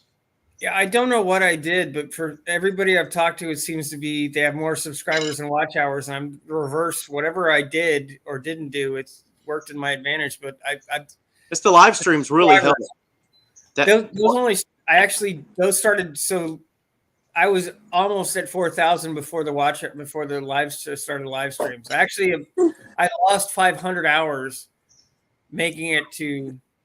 So I don't know what I'm doing. I don't know if it's just the content or my structure or whatever it is, but biggest thing is I just can't pick up the subscribers fast enough.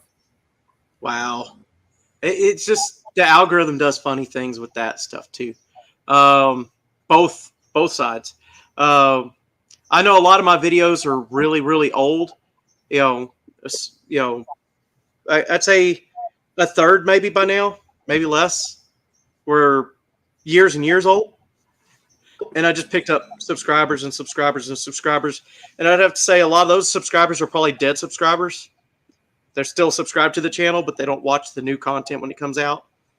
And a lot of subscribers are people that may have just met somewhere at a bar, an airport, or whatever, and they subscribed. Again, they're not watching the videos. Last year when they were pushing the shorts, I discovered the shorts was the quickest way to pick up subscribers. Again, I got subscribers, but they're not watching the long form content. So if they're not watching the long form content, they're not really building my watch hours. So I got a lot of my subscribers, but I didn't get the watch hours that I was needing to keep up with that. And for me, what helped is once I met you guys on these groups and then started live streaming, then my hours really started jumping. So that's when I finally broke the 1,000. And I think last week I hit 1,104 view hours. And so I've been hovering at 1,104 to 105 all week. So maybe by the end of the week I could break the 1,120 or whatever. So averaging it out, I'm picking up about 8 watch hours a day over the week. I'm not doing that most of the time. So I'm just crapping out content. I'm 14 shorts at least a week and at least 2 build videos. So I literally can't do any more. So are you working a full-time job or are you just doing YouTube now? No, I'm just saying this is my whole thing. Yeah, I have a full-time job and I still have to work on the project to get the video footage of the, so, and mine's just, my mantra, let me get that. My actual handle for the channel is Wrench Every Day. So that's my mantra, in general right now, is just to get out here and do something on the project every day, even if it's not footage, or I might just take a short of whatever I did for the evening or give an update. I try to be out here every day of the week trying to get something done towards completing this project, because sometimes I get so tied up in editing the video that I'm not in here doing anything on the truck. So I try to do some of both, or at least be out here like I am right now on the live stream. Yeah, no, it's all I can do physically to go to physical therapy, doctor's appointments, wrench a little bit, and edit video. I'm maxed out. So yeah, I hear you. But I just got back from the cruise, and Monday I spent pretty much the whole day catching up on emails and replying to emails. And today decided to be the day where my phone decided to explode, because I guess everybody figured out I'm back. And one of our bigger customers decided to send 3 trucks to pick up a set of blades that we haven't even built him for yet because they're not done yet. But the trucks are here to pick those up. And so we spent a good chunk of our day after lunch trying to cram 2 days worth of work into one afternoon, and then it started raining. And if you heard that, we have a thunderstorm hitting. So in the morning, instead of going to the safety meeting, my team is actually going straight to the blades. And after the safety meeting, I'll run back to them with the Cliff Notes version, and we'll get out there and work on those blades. And hopefully finish those blades by lunchtime. If not, by the end of the day. Kind of put us under a lot of stress, but, it's really the customer's fault. And maybe he misunderstood how complete or near complete they were before I went on my cruise. Honestly, though, he was on vacation the week before I went on my vacation. So there's 2 whole weeks we hadn't talked to each other. And then, things just go downhill sometimes. Yeah, she's saying you get and stay healthy. YouTube can wait. I think part of it is he's trying to make YouTube his monetized income source eventually. And I have to agree. I mean, my goal, and my family knows my goal here, is once I'm monetized to the point where it doesn't have to match what my pay is, because it's going to take even more years to get to there. If it can match what my per diem is, I have a job at home in the aviation industry that is a standing offer for me to come work there. And I could pick up the same pay working and being in my hometown.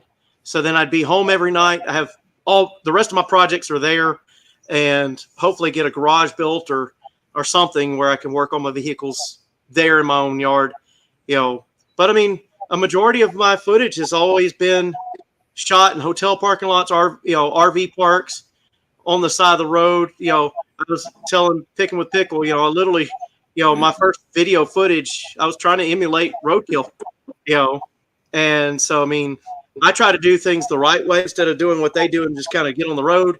I try to give it the once over, the tune up, the fresh battery charge, check the brake fluid, things like that. Fix it before you get on the road. Granted, I had a vehicle, the starter was packed full of magnetic sand, and I had to push start it. Well, I thought this battery was dead when I hit the road. I was like, well, I haven't driven this thing much. Let's get it on the road. Let the alternator charge that battery up. I got to the first gas station, shut it off, and it wouldn't start. I checked the voltage on the battery. The voltage was fine. Turned out the starter was bad. I spent the rest of the trip push starting it or parking it on a hill. So, yeah, she's right. The monetization structure keeps changing. I'd say 6% is aware of the latest move has kind of helped him in a way. Like a lot of the things they've done since I started last April have helped me, and there's nowhere for me physically and medically. It's all staying this level or going down. There's nothing I have is temporary. Everything's permanent. So physical therapy and all that, regular trips to the doctor. Yeah, I see 20 doctors on a yearly basis. So. Well, liver transplant, kidney transplant. I've got fractures and neuropathy and osteoporosis, arthritis. So there's You're falling apart, brother. We need a mechanic on you. Yeah, I think your doctor needs his own YouTube channel. Oh, there's too many of them. They need their own YouTube network. They need to live stream. No, without the transplants, I would have been dead. So it's a trade-off I'm willing to take every day and twice on Sunday. So, right. But no, I appreciate the thought, but yeah, I have to do something. I can't sit on my butt, but I can't. I'd love to go back to engineering. I'd be making a hell of a lot more than nothing I'm making right now. So, yeah, I mean, I've heard bits and pieces of some of the shops you've worked at and stuff are pretty interesting. I've been lucky. I've worked at some pretty cool places and done some interesting stuff. So yes. Goodness. What is that program? It's not Motor Trend. It's the Power. Yeah, the Power Block. Power Block TV. Yeah. Patrick, the guy that's on the engine. He's always running the dyno and stuff on those shows. The older guy. He is older now. He always has the pocket protector with all of his pins and stuff. No, I'm asking. The last time I saw that show, there was a young guy and an older guy. I'd have to say he's the older guy. Okay. I actually met him at the PRI show last year for about half a Okay. second. He was one of my instructors at the engine building school of automotive machinists. So he's true to his character. He still wears the same pocket protector and, little metal ruler in his pocket and all that. Yeah, that's him to a T. Yeah, he seemed like That's his whole persona. That's him. he was really, really short. He is.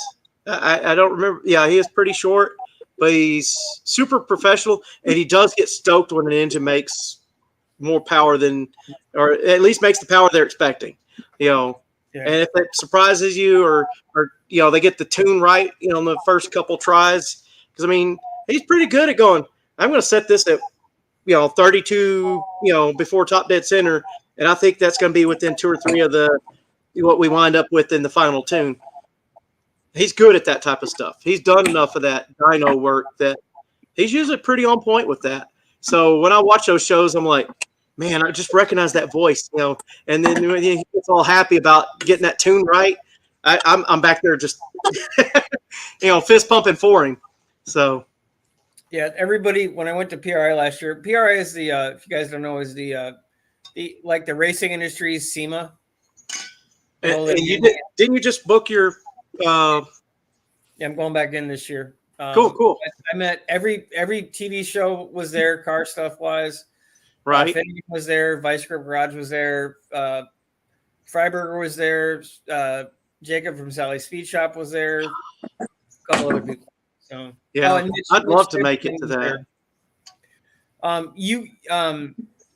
Much like SEMA, you have to be media or a credentialed business to get in, but YouTube is what qualified me to go. How much media did you have to have on YouTube to get there? I had enough. I only had, when I signed up, I had like 100 subscribers. Wow.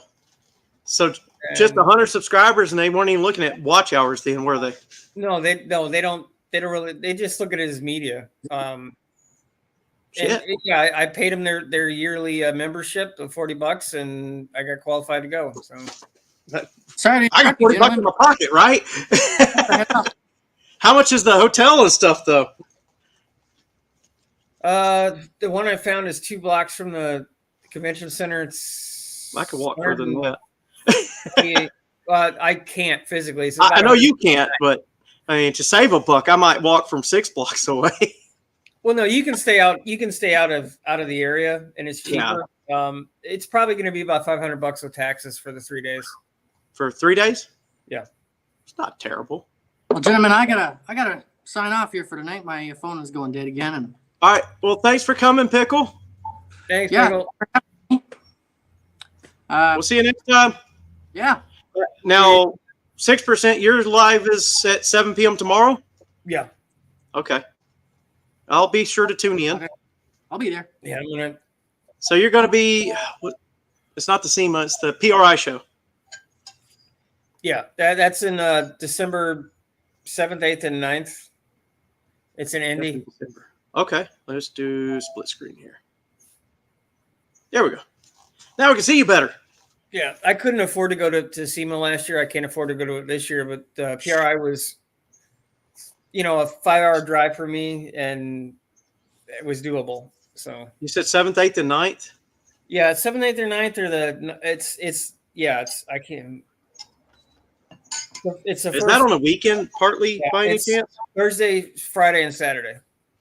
Thursday, Friday, Saturday. Yeah, I'm looking at the date because it's pretty close to how it was last year. But looks like Mike could hit the Friday, Saturday part or something. Yeah, 7th, 8th, and 9th. The biggest day is Friday. That's when most of the people are there.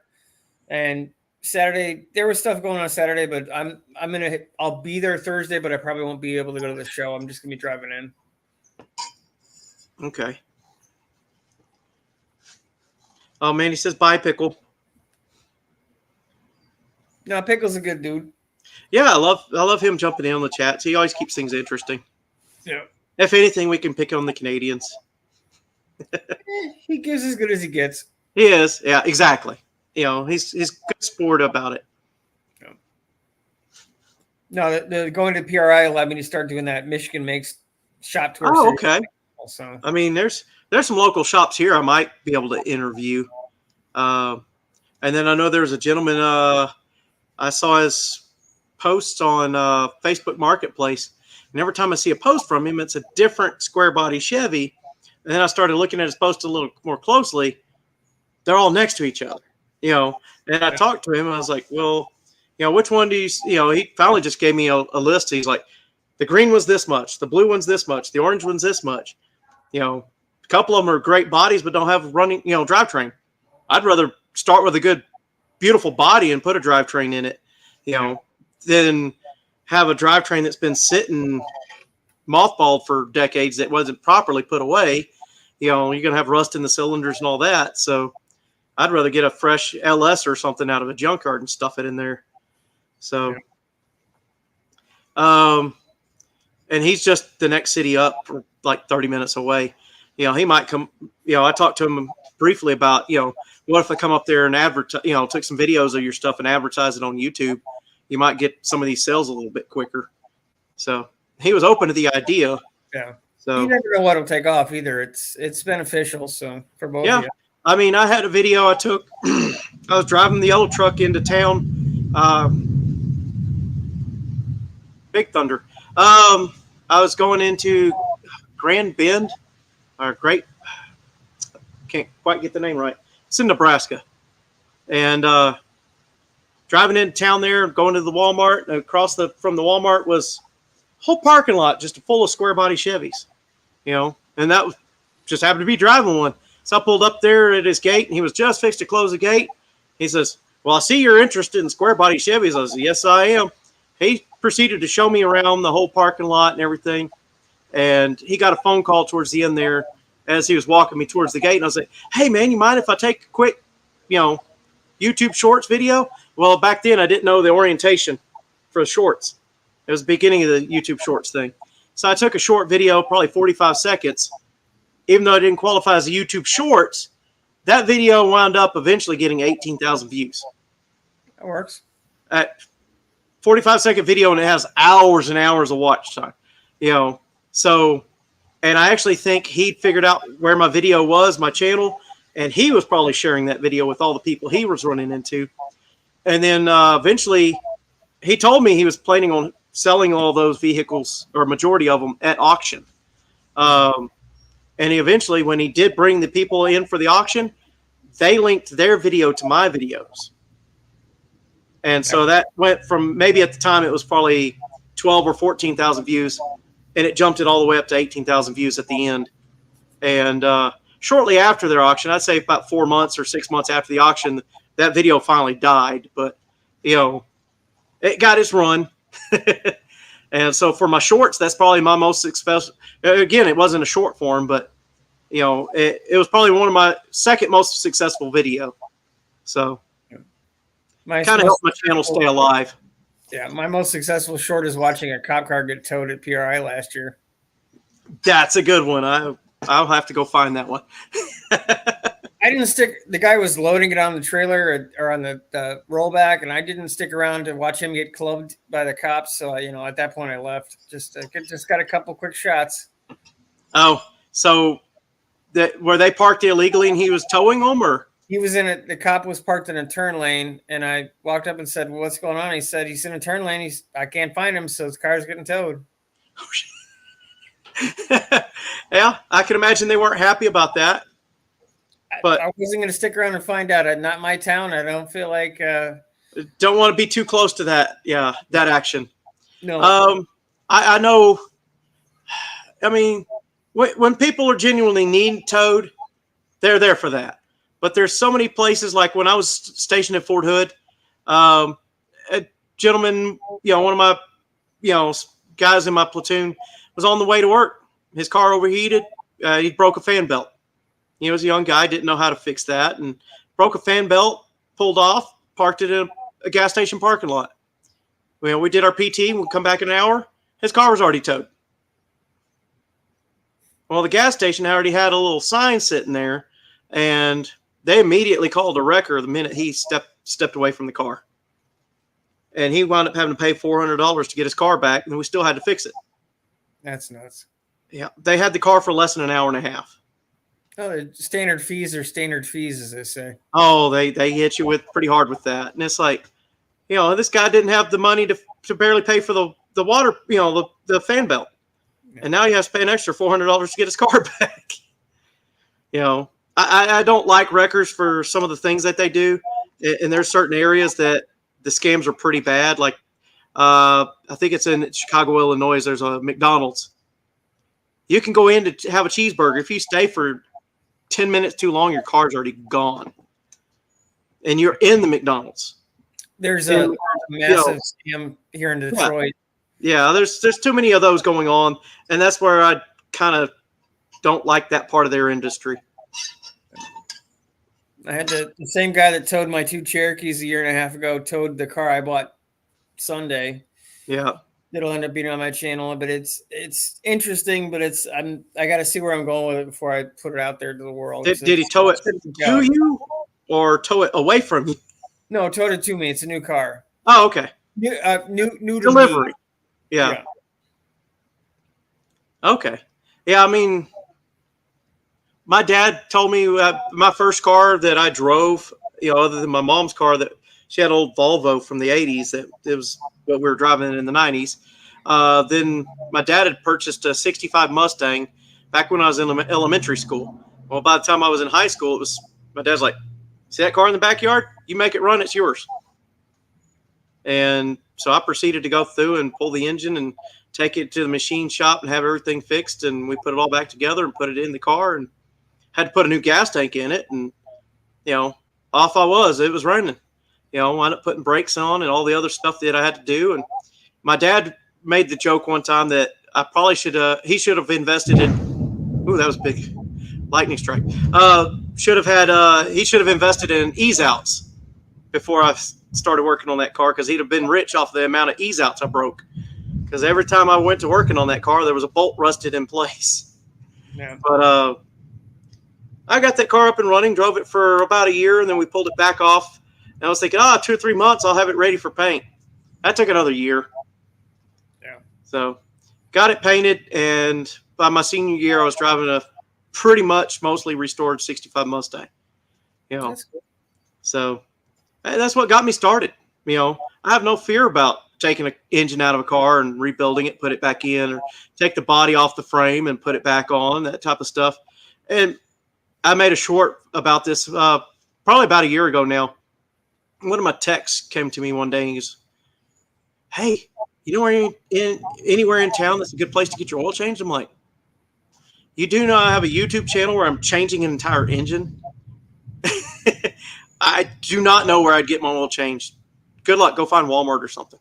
Because it's like, I wouldn't have the first clue of where to get my oil changed, because I've never taken a vehicle to get its oil changed. My wife does that because I'm never home, but she has her places and she does that, But that's because she has a nice new vehicle, and it's worth having the documentation saying you've had your oil changed. Yeah. On all my stuff, what warranty? That expired a decade or 3 ago. So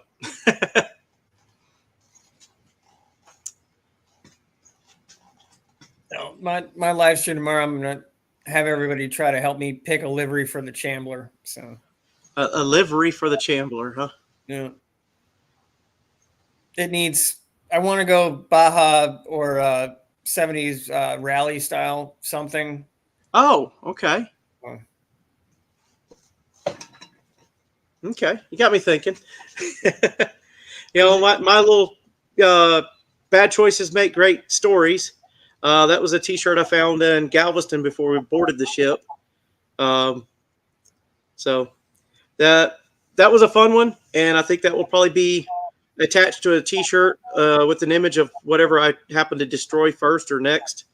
Want to have a good accident on the channel, so we'll include that. I like that phrase.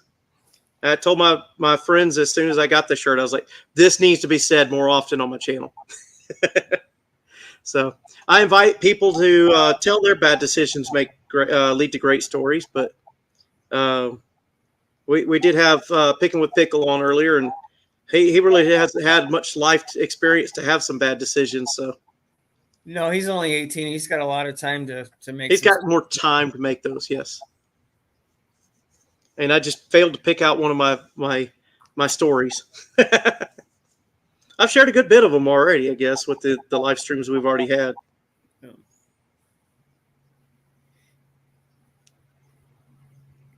I'm gonna have to pop off in a minute. I got a lot of video. You know what? It's probably a good time to go ahead and wrap things up. We're at 2 hours. Anybody have any last minute comments or topics? See, that's when you say that. That's when your friends come in and you spend another hour and a half online. So. That's why I'm trying to get them, to jump in. Well, I look forward to chatting with you tomorrow, 6%. Cool. And we'll pick a livery for the Chambler. Yeah, so you can do the standard red, white, and blue, which is the AMC stuff. But I want to try to, at least for the first go around, this is only going to be build version 1 because I'll never get it 100% the way I want it in the time. Good projects are never finished. Well, no, it's not even that. I'm like 6 weeks behind realistically because I've had to fix so much stuff. So I've lost trying to make sure that it's ready for Sykeston.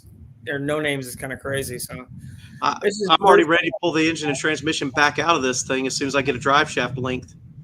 I don't even want to think about having to pull the engine and transmission out of that. I guarantee it's knock on wood. It shouldn't take 3 hours next time. There you go. I'll get things lined up better, get the chains rigged up better. You know, everything will be better next time. The main reason is I want to get the firewall. I'm going to take an air hammer and knock the firewall back a little bit better where I needed to clearance it last time. You know, clean it up, and then just cut it all out. That's what I just did. Just cut it all completely out and make a fresh one. It's fine. I only need just a little bit more space. The engine fits. This is transmission. Just the dipstick tube was the biggest problem. And there was I can't remember what else was contacting, but I do have the body still lifted in position as it was when I put the engine and transmission in. So if I leave that in the same position, take the whole thing back out, fix the firewall, paint the firewall, then it'll be ready to drop it back in. I have a 4-day weekend coming, so I hope to pull it back out, put it back in, and then get some other progress done. I don't know what the other progress is. I need to start making a list. I have the rest of the week to do that part. So, all right. Thank everybody for coming, and we'll see y'all tomorrow on 6%'s live stream. Yeah. Hope to see everybody there. Thanks for dropping by, and definitely if you are not subscribed to this guy by some chance, definitely give him a subscription. Yeah, and don't forget to give a like and throw some more comments in there. We could always use those too.